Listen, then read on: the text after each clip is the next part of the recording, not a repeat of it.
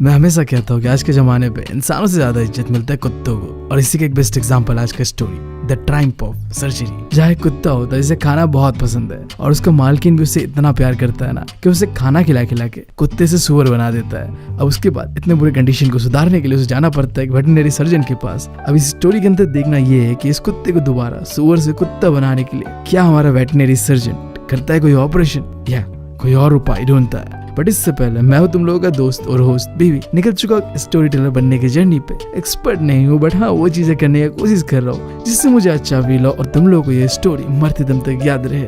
और तुम लोगों को तो पता है हमारा सीन क्या है। राइटर का नाम बताओगे तुम मुझे, अगर बता रहे हो तो ठीक है, अगर नहीं बता रहे ना तो तुम भी मेरी तरह मरोगे सिंगल। अब देख लो कि तुम्हें सिंगल मरना है या राइटर का नाम बता के मिंगल ही जीना है। तो हमेशा की तरह हमारे कहानी का शुरुआत होता है हमारे राइटर, हमारे ऑथर के साथ, जिसका वैसे तो नाम जो पूरा है वो तुम मुझे कमेंट सेक्शन पे बताओगे, बट स्टोरी के अंदर पे तुम इन्हें बुला सकते हो मिस्टर हैरियट के नाम से, जो कि बाय प्रोफेशन है जानवरों का डॉक्टर, जिसे अंग्रेजी में कहते हैं वेटरनरी सर्जन।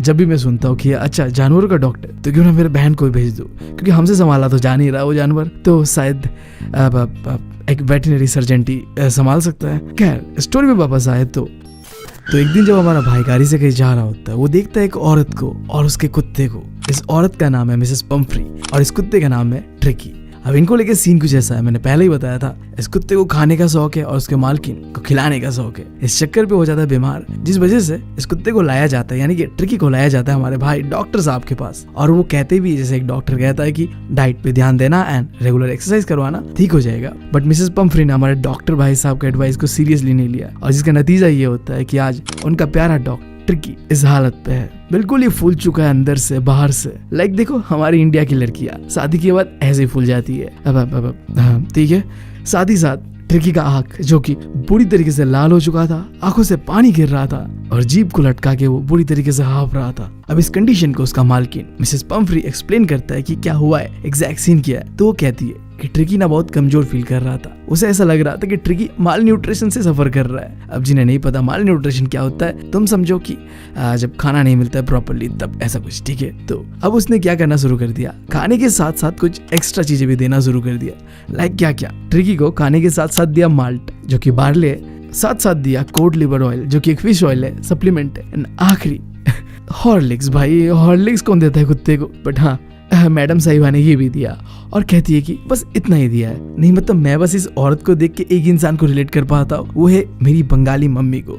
थोड़ा कम खाऊं ना तो लगता है पतला ही हो जाऊंगा। मतलब वो चाहते हैं कि हेल्दी मतलब क्या होता है पता है, ऐसा कुछ होता है हेल्दी का मतलब जिम जाके बॉडी बनाओ, ये थोड़ी हेल्दी होता है। नहीं नहीं नहीं नहीं नहीं, हेल्दी का मतलब होता है ये दिन में 3 बार खाना खिलाओ, जरूरत पड़े तो 4 बार खिला दो, बट खाना जरूरी है। अब हमारा भाई डॉक्टर कह लो या तुम कह लो मिस्टर हैरियट पूछता है कि क्या आपने मीठा बंद करवाया इसका। आगे से रिप्लाई आता है, ओ हाँ मैंने बंद तो करवाया था, बट मीठा ना खाने की वजह से वो बहुत कमजोर पड़ चुका था और आपको तो पता है उसे क्रीम केक्स एंड चॉकलेट्स कितना पसंद है, तो मैं चाहते हुए भी उसे मना नहीं कर पाया। अब इसके बाद हमारा भाई एक नजर देखता है ट्रिकी की ओर, देख के ही बहुत बुरा फील हो रहा था उसे, क्योंकि वो एक बहुत ही बुरे कंडीशन से जूझ रहा था और ये सारी चीजें बस इसलिए हो रहा था क्योंकि ट्रिकी बहुत ही एक लालची कुत्ता था। वो अपने खाने को लेके उतना ही डेस्परेट है जितना मैं जब भी अपने क्रश का मैसेज आता था तो घंटों पर इग्नोर होने के बाद भी उस मैसेज का रिप्लाई देने के लिए डेस्परेट रहता था। बस उतना ही, दिन हो या रात, घंटे बाद उसे खाना होता है। भाई तो बस ये सोच रहा था कि मिसेस पंफ्री ने बस ये चीजें बताया और पता नहीं क्या क्या खिलाती होगी जिसे मिसेस पंफ्री ने अब तक मेंशन नहीं किया है। अब इसके बाद वो अगला सवाल पूछती है मिसेस पंफ्री से, क्या आप रेगुलरली एक्सरसाइज करवाते हो इसे। आगे से रिप्लाई आता है, और हाँ जैसे कि आप देख ही सकते हो रेगुलरली मैं वॉकिंग तो इसे करा ही रहा हूँ, बट हमारा गार्डनर का थोड़ा बैक पे पेन हो रहा है जिस वजह से उसे खिलाया नहीं जा पा रहा और हाँ एक्सरसाइज रेगुलरली नहीं हो पा रहा है। ये सारी चीजें सुनने के बाद हमारे डॉक्टर साहब को यानी कि हमारे भाई को थोड़ा गुस्सा आता है। तुम ही सोचो, ना सही ढंग का खाना खिलाया जा रहा है, ना एक्सरसाइज करवाया जा रहा है, ना मीठा चुटवाया गया अभी तक, और इस चक्कर पे इस कुत्ते का हालत बहुत ही खराब है। वो सीरियस टोन पे मिसेस पंफ्री को कहती है, वार्न करती है कि देखिए अब बहुत हो चुका मिसेस पंफ्री, अगर आप इसके खाने पीने का आदत को इसी तरीके से नहीं रोकते और रेगुलर एक्सरसाइज नहीं करवाते तो इसका हालत और भी बद से बदतर होते जाएगा और उसके बाद हम और कुछ नहीं कर सकते। तो मैं आपसे रिक्वेस्ट करूंगा कि अपने दिल को थोड़ा मजबूत कीजिए और इसके खाने को कमाइए और एक्सरसाइज को बढ़ाइए, वरना आगे कुछ नहीं हो सकता। अब ये सारी चीजें सुनने के बाद मिसेस पंफ्री आगे से थोड़ा सॉरी फील कर रही थी अपने आप को लेके कि हाँ वो गलत तो कर रही है। कहती है भी कि हाँ आगे से मैं ऐसा कोशिश करूंगा कि मतलब उसका खाना एक्सरसाइज प्रॉपर्ली सही टाइम पे कराओ, बट वो कहती है कि बहुत ही मुश्किल है। ये कह के वो अपना सर झुकाती है और पीछे मुड़ के वो चली जाती है। जाते हुए हमारा भाई ये देख रहा होता है और सोच रहा होता है कि शायद मिसेस पंफ्री ने जैसे कहा, लगता तो है कि अब वो प्रॉपर डाइट एंड एक्सरसाइज करवाएगा ट्रिकी का, बट ट्रिकी को देख के हमारे भाई के दिमाग में कुछ और ही चल रहा होता है। ट्रिकी अब इस कंडीशन पे था कि ठीक से चल तक नहीं पा रहा था वो। ट्रिकी इतने बुरे कंडीशन पे था कि वो एक छोटा सा अपना कोट पहने हुए लड़कर आते हुए मिसेस पंफ्री के पीछे पीछे चले जा रहा था। मिसेस पंफ्री भी ट्रिकी से इतना प्यार करती थी कि ट्रिकी के पास अपना एक कोट का वार्डरूम था, जहाँ विंटर सीजन पे उसके पास अलग अलग कोट्स था, एंड जब बारिश का मौसम होता है वहाँ पे रेन कोट ट्रिकी के लिए तैयार रहता था अलग अलग। बट इतने सारे प्यार और दुलार के बाद भी ट्रिकी का कंडीशन आज कुछ ऐसा था कि वो ठीक से चल नहीं पा रहा था। ये सारी चीज इसलिए हो रहा था कि मिसेस पंफ्री का जो प्यार है वो हद से ज्यादा था, जो कि ट्रिकी को अंदर ही अंदर से बर्बाद कर रहा था। और ये सारी चीजें सोच के हमारा भाई घबरा रहा होता है, डर रहा होता है कि अगर ऐसा ही चलता है तो बहुत ही जल्द ट्रिकी को लेके मेरे पास मिसेस पंफ्री को आना ही पड़ेगा। और देखो उनका जो ये डर है ये सच हो जाता है। कुछ ही दिनों बाद मिसेस पंफ्री का कॉल आता है और वो बताता है कि ट्रिकी कुछ भी नहीं खा रहा है। इनफैक्ट ट्रिकी का जो फेवरेट फूड है वो तक नहीं खा रहा है। लगातार वो उल्टियों पे उल्टी करे जा रहा है, बस फ्लोर पे लेटा हुआ है, ना कुछ खाता है ना कुछ करता है, बस ऐसे बैठा हुआ है, लेटा हुआ है। अब ये सारी चीजें सुनने के बाद हमारे भाई के पास पहले से एक प्लान बना हुआ था। वो सोच रहा था पहले से कि ऐसा कुछ होने वाला है और इसके बाद मैं ये करूंगा। क्या प्लानिंग एडवांस में हमारे भाई ने बनाया था। प्लानिंग बहुत सिंपल था। उसे पता था कि मिसेस पंफ्री के साथ रहते हुए ट्रिकी सुधर नहीं सकता, वो प्यार करती रहेगी और वो बिगड़ते रहेगा। एक ही तरीका था, अब ट्रिकी को मिसेस पंफ्री से दूर करना होगा। तो हमारे भाई ने मिसेस पंफ्री से कहा कि ट्रिकी को जल्द से जल्द 14 डेज यानी कि 2 हफ्तों के लिए हॉस्पिटलाइज करना होगा। अब ये चीज जैसे मिसेस पंफ्री के कानों पे पड़ता है, वो जिस सदमे में आ चुकी थी, जस्ट बेहोश होने ही वाली थी। लाइक बिल्कुल ऐसे ही जैसे मैं अपने मॉम को जब भी कहता हूँ कि मॉम मैं जा रहा हूँ सोलो ट्रिप करने के लिए, मेरी मॉम भी लाइक झटका लग जाता है उन्हें सही में। अब मिसेस पंफ्री को भी लगता है झटका ऐसे कुछ, और वो कहती है कि ट्रिकी दुखी हो जाएगा और रो रो के मर जाएगा अगर वो हर दिन मुझे ना देखे तो।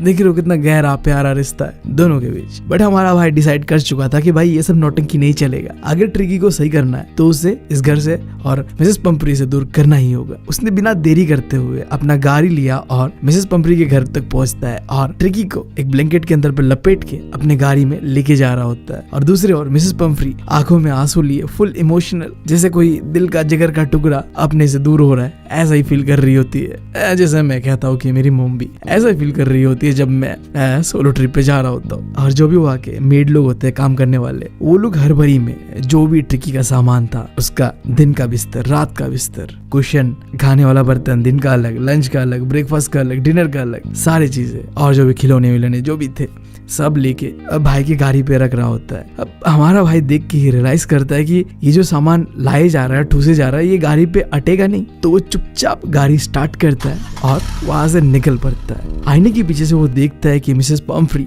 आंखों में आंसू लिए पूरा इमोशनल रोने ही वाली है, और उसके साथ जो भी मेड लोग थे वो सब भी आंखों में आंसू लिए बस इमोशनल हो रही होती है। और मैं कह रहा था ना तुम्हें, ये जमाना कुछ ऐसा है कि इंसानों से ज्यादा कुत्तों को लेके लोग सेंसिटिव रहते हैं। मैं तुम्हें मेरा सीन बताता हूँ। तो हमारे जिम में एक दीदी के पास ही कुत्ता है, ठीक है।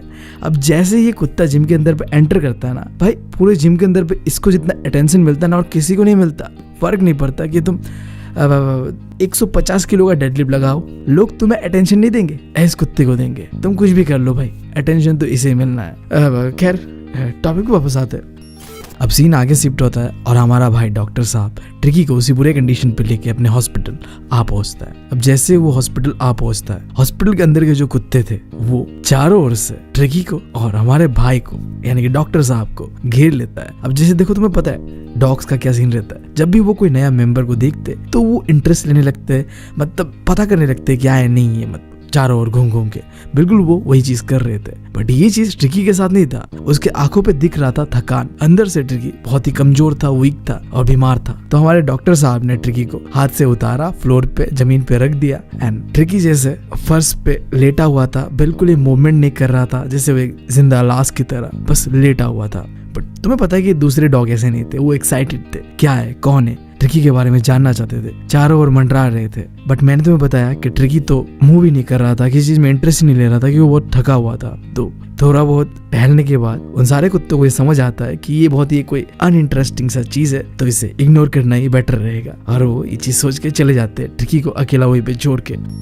अब दूसरी तरफ जहाँ हॉस्पिटल के सारे कुत्ते सोते थे, वहीं पे हमारे डॉक्टर साहब ने एक बॉक्स से एक बेड बनाया जहाँ पे ट्रिकी सो सकता था। और जितने दिन भी ट्रिकी इस हॉस्पिटल पे रहने वाला था, यानी कि बेसिकली 14 डेज 2 हफ्ते का बाद था, वो इसी बेड पे यहीं पे सोने वाला था। पहला 2 दिन हमारे डॉक्टर भाई साहब ने ट्रिकी के ऊपर पूरा नजर रखा, एक एक ऑब्जर्वेशन को ध्यान दिया, बट उसे खाना नहीं दिया, बस जितना हो सके पानी पीने को दिया। अब दूसरे दिन का जो आखिरी कुछ समय था वहाँ पे ट्रिकी अपना जो सराउंडिंग है आसपास का उसके और थोड़ा बहुत इंटरेस्ट लेने लगा था। पहले जो कि वो एक मूर्ति की तरह, मरे हुए लाश की तरह बस लेटा हुआ था, अब थोड़ा ठीक हो रहा था, वो रिकवर कर रहा था।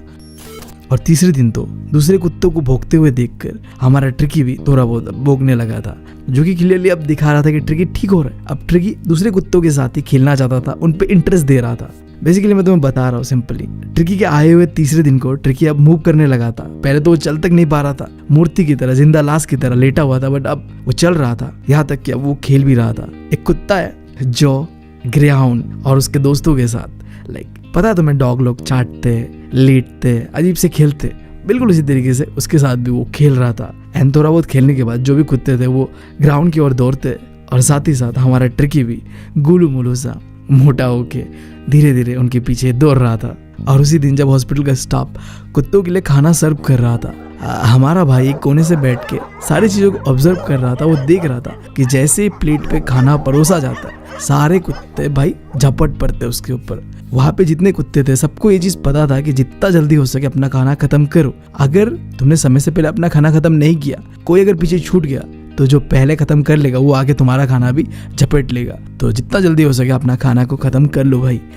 तो इसी धक्का मुक्की भीड़ भाड़ के जो भी खाने का कंपटीशन था वो खत्म होता है, सारे डॉग्स खा के चले जाते हैं, और आखिर में हमारा गोलू मोलू सा प्यारा ट्रिकी आता है, आके देखता है कि प्लेट तो सपा चौंध है, सब खा के खत्म हो चुका है। फिर भी वो थोड़ा बहुत चाट के चला जाता है, जो कि क्लियरली शो कर रहा था कि अब वो खाना भी चाहता था कुछ। तो अगले दिन यानी कि जो 4th डे था, वहाँ पे सारे कुत्तों के साथ एक एक्स्ट्रा प्लेट अलग रखा गया, जहाँ पे अब ट्रिकी भी खा सकता था। एंड 4th डे पे अब हमारे भाई को कुछ ऐसा देखने मिलता है जिससे वो बिल्कुल खुश हो जाता है। जैसे खाना सर्व किया जाता है प्लेट पे, उन सारे कुत्तों के साथ साथ हमारा ट्रिकी भी अपने खाने पे टूट पड़ता है। एंड जैसे वो दौड़ भाग के बहुत तेजी से खा रहे थे, ट्रिकी भी बिल्कुल ऐसे ही खा रहा था उनके साथ। अब उस दिन से लेके ट्रिकी का जो हेल्थ का प्रोग्रेस है वो बहुत ही जल्दी जल्दी हो रहा था, वो बहुत जल्दी जल्दी ठीक हो रहा था।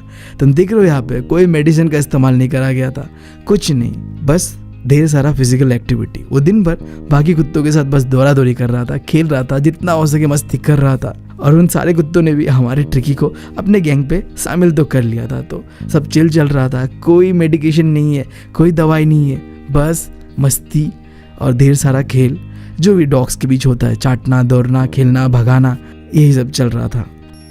अब जहाँ एक तरफ दिन ब दिन हमारा ट्रिकी खेल रहा था, मस्ती कर रहा था और अपने आप का जो हेल्थ है उसे सुधार रहा था, दूसरे ओर मिसेस पम्फ्री ट्रिकी को लेके वरीड थी, लगातार बहुत चिंता करी थी उसके बारे में। लिटरली हर दिन वो कॉल करती थी एंड ट्रिकी के बारे में जितना अपडेट वो ले सकती थी लेती थी, जितना अलग अलग तरीके का सवाल वो पूछ सकती थी वो पूछती थी, जिसमें से कुछ सवालों को हमारा भाई अवॉइड करता था, क्योंकि वो सवाल ही कुछ ऐसे थे लाइक क्या जो क्वेश्चन पे ट्रिकी सोता है उसे रेगुलरली बदलते हो या नहीं बदलते हो, क्या वेदर के हिसाब से ट्रिकी को अलग अलग कोट्स पहनाते हो या नहीं पहनाते हो, क्योंकि इन सब सवालों का कोई सेंस नहीं बन रहा था। राइट, ट्रिकी को प्यार दुलार का जरूरत नहीं था, ट्रिकी को जरूरत था क्या, फिजिकल एक्टिविटीज का, मस्ती का थोड़ा, जो कि वो कर रहा था, ठीक हो रहा था। बट हाँ, क्योंकि ट्रिकी को लेके मिसेस पम्फ्री इतना परेशान थी, तो हमारा भाई उसे कहता है कि देखिए आपका जो ट्रिकी है वो अब खतरे से बाहर है।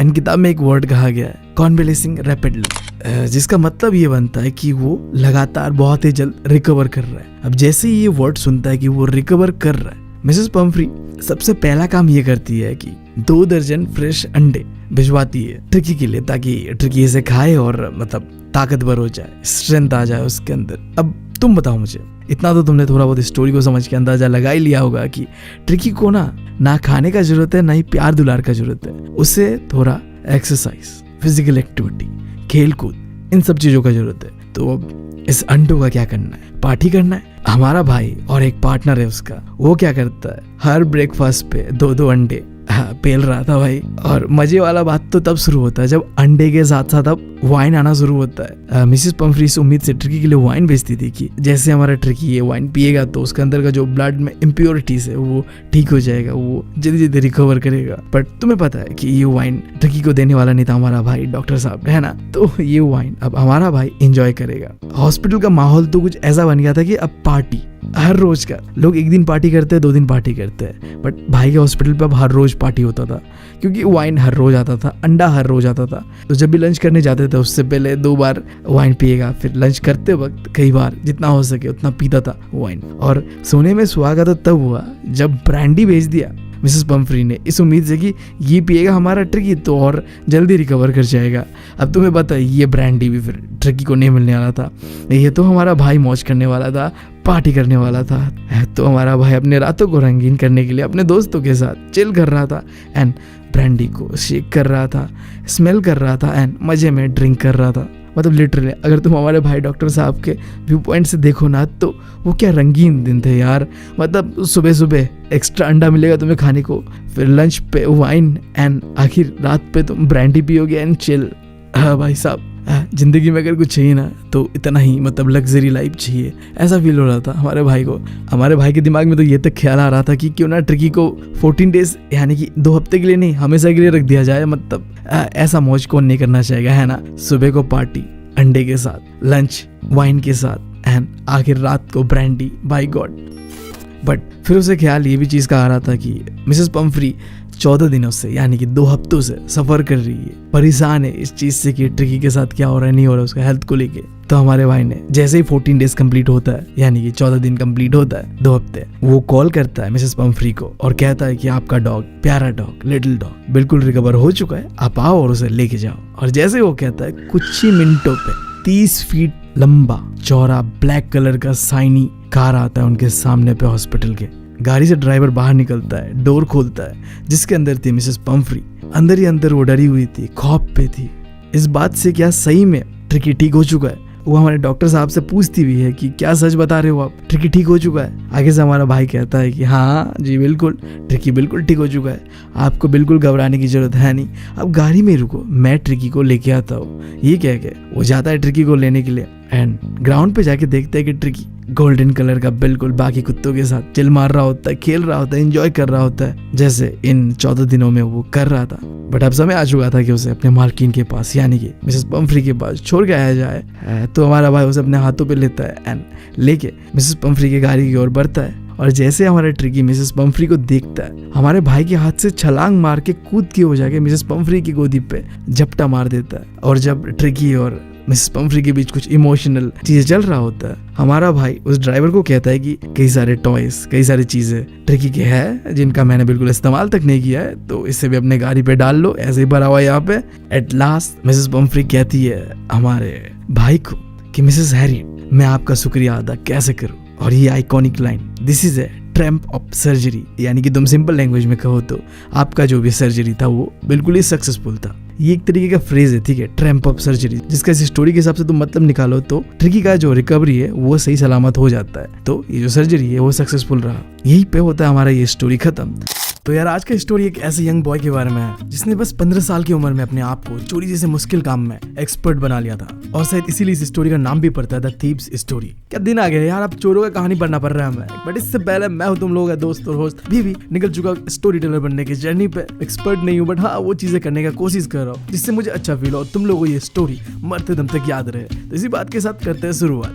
हमारी कहानी का शुरुआत होता है जब हमारा वही छोटा सा जो 15 साल का लड़का है वो मिलता है एक दूसरे कैरेक्टर से जिसका नाम था अनिल। अब इन दोनों के बारे में मैं थोड़ा बहुत बताऊं तो अनिल एक 25 इयर्स ओल्ड मैन था जो कि लंबा था, पतला था, दुबला था। और वहीं पे हमारा जो मेन कैरेक्टर है जो कि 15 साल का है वो यार चोरी के मामले पे भाई साहब बहुत सक्सेस करके बैठा हुआ था। अब अनिल से इसका मुलाकात होता है एक रेसलिंग मैच के दौरान और वो जब अनिल को देखता है उसे ऐसा लगता है कि भाई साहब ये बंदा ना बहुत ही भोला भाला सीधा साधा है, मेरे काम के लिए एकदम परफेक्ट है। कौन सा काम? यार चोरी करना है ना उसे। वो अनिल के पास जाके अनिल को कहता है आप तो बड़े हट्टे कट्टे रेसलर जैसे लग रहे हो। अब ये जो बात कहा था ना तुम्हें भी पता है और मुझे भी पता है कि अनिल कहीं से भी रेसलर जैसा नहीं लग रहा है। वो पतला दुबला एक इंसान था। ये फेक कॉम्प्लीमेंट था जो कि बस इसलिए दिया गया था कि अटेंशन ग्रैब कर पाए अनिल का और कॉम्प्लीमेंट कर पाए। यार दोस्ती यारी में आसानी रहती है। खैर मेरे सामने ऐसा मत करना, बस कोई झूठा compliment, I don't like that. तो अब अनिल भी आगे से रिप्लाई करके कहता है हाँ तुम भी तो बड़े रेसलर जैसे लग रहे हो। अब तुम्हें पता और मुझे पता, ये 15 साल का लड़का भी कोई रेसलर जैसा लग नहीं रहा था, इनडायरेक्टली रोस्ट ही करा गया था। सिचुएशन को संभालते हुए बच्चा कहता है मैं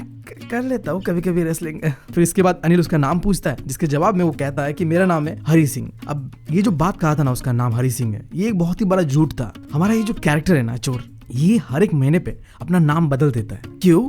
क्योंकि वो छुप रहा था, भाग रहा था पुलिस से और अपने फॉर्मर एम्प्लॉयज से। देखो क्या होता है, सिंपल सा फंडा था, वो ऐसे किसी के पास भी जाके काम मांगता था और जब कोई दया करके उसे काम पे रख लेता था, छोटा बच्चा है, तो वहां जाके वो चोरी करता था और वहां से भाग जाता था। और इसी चीज को छुपाने के लिए वो हर महीने अपना नाम बदलते रहता था। खैर, back to the story. Introduction के बाद थोड़ा बहुत अनिल सीधा पूछता है उसे रेसलिंग के बारे में एंड ऑल, जो चीज में तो हमारे भाई का कोई इंटरेस्ट था नहीं, तो वो जवाब दे नहीं पाता है। अब इससे अनिल बोर हो जाता है और अनिल उसे छोड़ के आगे की ओर निकलने लगता है। अब इसके बाद फिर हमारा भाई भी अनिल के पीछे पीछे जाता है, उसे फॉलो करता है और कहता है आगे से हेलो अगेन, एक बहुत ही प्यारा सा स्माइल देते हुए। अब देखो यार, तुमने सुना होगा यार, स्माइल देने में ना लड़कियों से आगे कोई है नहीं, एकदम क्यूटी पाई बन जाती है। बट हमारा ये स्टोरी का कैरेक्टर सारे लड़कियों को गलत साबित करता है। ऐसा स्माइल देता है कि भाई साहब किसी को भी पिघला दे। तो अपना क्यूटी पाई वाला स्माइल देखे हुए पूछता है, मैं आपके लिए काम करना चाहता हूँ। अब अनिल आगे से कहता है बट मैं तुम्हें पैसे नहीं दे पाऊंगा। अब ये बात सुन के हमारा भाई सोच पे पड़ जाता है कि यार क्या मैंने कोई गलत शिकार ढूंढ लिया क्या, पैसे भी नहीं दे पाएंगे मुझे। फिर आगे से पूछता है वो, आप मुझे खाना तो खिला सकते हो ना। ये सुन के अनिल आगे से कहता है, अगर तुम खाना बना सकते हो तो मैं खिला दूंगा। ये सुन के हमारा भाई कहता है कि हाँ मैं खाना बना लेता हूँ। और ये भाई साहब फिर से एक बड़ा झूठ था। देखो पहले उसने अपना नाम झूठ बताया, अब फिर वो बता रहा था कि हाँ मैं खाना पका लेता हूँ, बट वो नहीं पका सकता था। देखो कैसे, जैसे उसने बताया कि हाँ मैं खाना पका लेता हूँ, अनिल उसे अपने घर लेके जाता है, रूम लेके जाता है, जो कि होता है जुमना स्वीट शॉप के ऊपर। उस रात उसे अनिल घर लेके आता है और बैल्कनी के पास ही कहता है कि तुम यहाँ सो सकते हो। और फिर हमारा भाई जाता है किचन पे जाके खाना वाना बनाता है। और भाई साहब क्या ही खाना बनाता है कि रात को नीचे उतर के अनिल उस रोटी सब्जी जो भी खाना था उसे कुत्तों को खिलाना पड़ता है। मतलब भाई साहब कहते हैं ना, वो बेहुद्दा खाना वो बनाया था भाई ने। अब रिएक्शन तो आएगा भाई साहब। अनिल कहता है कि बस हो गया, तुम चले जाओ। बट हमारा भाई अनिल के गुस्से से भरे हुए उस निगाहों से डरा नहीं, इसी जगह पे खड़ा रहा और ऐसे क्यूटी पाई वाला स्माइल करने लगा। अरे भाई साहब, ऐसे क्यूटी पाई वाला स्माइल मैंने कभी भरोसा मत करना, स्पेशली अगर वो स्माइल लड़कियां कर रहा है। खैर अब ये भी कोई कम नहीं था, ऐसा स्माइल करा कि हमारा अनिल भाई पिघल गया और उसके सर पे हाथ थपथपाया और कहा कि चलो कोई बात नहीं, नेवर माइंड, मैं तुम्हें खाना बनाना सिखा दूंगा। और जल्दी अनिल ने उसे खाना बनाना भी सिखाया, अपना नाम लिखना भी सिखाया और कहा कि जल्दी उसे वो सेंटेंस लिखना भी सिखाएगा और एडिशन यानी कि प्लस करना भी सिखाएगा चीजों को। अब यहाँ पे हमारा जो छोटू भाई चोर है, उसे कुछ पता हो या ना पता हो, बट एजुकेशन का इंपॉर्टेंस क्या है वो उसे बहुत ही अच्छी तरीके से पता था। उसे पता था कि अगर वो लिखना पढ़ना सीख जाता है तो आगे जाके वो एक एजुकेटेड मैन बन सकता है। और एजुकेटेड मैन का ना कोई लिमिट नहीं है कि वो क्या अचीव कर सकता है, जिंदगी में बहुत कुछ अचीव करा जा सकता है। खैर उस दिन के बाद से हमारे भाई का जो जिंदगी है वो एक रूटीन से चलने लगता है, चीजें आसान होता है। अनिल के लिए वो सुबह सुबह उठ के चाय बनाता है एंड देन फिर वो जाता है बाजार और जाके जो भी ग्रोसरी आइटम खाने के लिए पीने के लिए चाहिए होता है, और यही जो बाजार जाके वो सामान लाता है ना, इसी बीच जो अनिल उसे पैसे देते हैं ना, उसमें से 1 रुपया वो बचा के चोरी कर लेता है, जिसके बारे में शायद अनिल को पता भी होता है, बट ना अनिल कुछ कहता है ना वो कुछ कहता है। और इस तरीके से उसे 1 रुपया का प्रॉफिट हो जाता है जब भी वो बाजार जा रहा होता है। अब इस चीज को ना मैं बहुत अच्छी तरीके से रिलेट कर पाता हूँ, क्योंकि मैं ना अपने मॉम का यार पसंदीदा नौकर हूँ। मेरा जो पॉकेट मनी है ना बस कुछ ऐसे ही आया करता था। मुद्दे पे आता है, अनिल के बारे में पता चलता है हमें कि अनिल का जॉब है ना वो बहुत ही इरेगुलर है, अनस्टेबल है। किसी हफ्ते तो ऐसा होता है कि उसे उधारी मांगना पड़ जाता है लोगों से, और दूसरे हफ्ते वो ऐसा कुछ हो जाता है कि पैसे आ जाते हैं बहुत ज्यादा और वो दूसरों को उधारी देते बैठता है। अनिल हमेशा इस फिक्र में रहता है कि उसका अगला चेक कब आएगा, बट जैसे ही उसका चेक आ जाता है ना उसके हाथों पे, उसके जितने भी टेंशन थे वो सब हवा में उड़ जाते हैं और वो मस्ती करने लगता है। वो सीधा जाता है और सेलिब्रेट करता है, पार्टी करता है उस पैसों से। अब यहाँ पे ना हमारे चोर भाई को फिर पता चलता है कि अनिल काम क्या करता था। तो शायद अनिल ना मैगजीन्स लिखा करता था, जो कि हमारे भाई के लिए लगा कि ये कैसा तरीका है पैसे कमाने का। पैसे तो कमाए जा सकते हैं भाई किसी भी तरीके से, बट हमारे भाई के लिए थोड़ा अजीब था कि कैसे कैसे। फिर एक इवनिंग को क्या होता है, अनिल दौड़े दौड़े घर आता है अपने हाथों पे कुछ बंडल ऑफ नोट्स लेके, और वो कहता है कि उसने अपने पब्लिशर को अपना बुक बेच दिया है, जिसके वजह से उसे ये पैसे मिले हैं। जिसे बता के वो काफी खुश था, और फिर रात को वो जितने पैसे मिले थे वो अपने मैट्रेस के नीचे रखता है, और इस चीज को रखते हुए हमारा चोर भाई देख लेता है। अभी देखो कैसे हमारा भाई जस्टिफाई करेगा कि ये जो पैसे मैट्रेस के नीचे रखा हुआ है ना, ये मैं चोरी कर सकता हूँ, इस पे तो मेरा हक है। हमारा छोटा चोर भाई कहता है कि मैं अनिल के लिए शायद 1 महीने से भी ज्यादा हो गया काम कर रहा हूँ। अनिल ने अभी तक मुझे एक बार भी अपना सैलरी पे नहीं किया है। मैं बस जो बाजार जाके कुछ पैसे चोरी कर लेता हूँ, बस वही मेरे प्रॉफिट्स है। उसके पास कई बार ऐसे मौके आए जहाँ वो चोरी कर सकता था, अपॉर्चुनिटी था, क्योंकि अनिल ने उसे घर का चाबी दिया हुआ था, जिससे वो कभी भी घर में आना जाना कर सकता था। हमारे भाई ने अनिल जैसा एक ट्रस्टेड इंसान कहीं नहीं देखा था। पर तुम ही समझ के देखो ना, एक अनजान बच्चा जिसे तुम अपने घर में लेके आ जाते हो, खाना पीना सब देते हो, यहाँ तक कि अपना चाबी तक दे देते हो, इतना भरोसा। अब यही चीज, क्योंकि अनिल बहुत ही मासूम था, वो बहुत ही आसानी से लोगों पर ट्रस्ट करता था, यही चीज हमारे भाई को मुश्किल में डाल रहा था कि कैसे वो अनिल को लूट ले। वो कहता है कि देखो एक लालची इंसान जो होता है ना, उसे लूटना आसान है क्योंकि वो घबराता है, कि वो लूट जाएगा, बट एक केयरलेस इंसान जिसको अगर मैं लूट भी लूं ना तो उसे शायद ये पता भी ना चले कि वो लूट चुका है। भाई ऐसे लूटने में थोड़ी मजा आता है किसी को। भाई साहब देख रहे हो, हमारे भाई को चाहिए मजा कि भाई साहब मैं जब लूटूं ना तो उसके चेहरे पे वो खौफ दिखना चाहिए कि भाई साहब हमारा रोल आए, हम है बड़े वाले चोर। खैर अब इस बार उसने डिसाइड कर चुका था कि देखो अब मुझे अपना असली काम करना ही होगा। बहुत समय हो गया, मैंने ये सब चोरी वोरी छोड़ दिया है। अगर मैं ऐसा ही करता रहा तो मैं भूल जाऊंगा चोरी करना फिर। और दूसरा चीज, अगर मैं पैसा ना चुराऊं तो अनिल अपने दोस्तों के साथ उड़ा ही देगा वो अय्याज से। और तीसरा चीज तो मैंने जैसे बताया कि उसने पैसे भी नहीं दिए थे उसे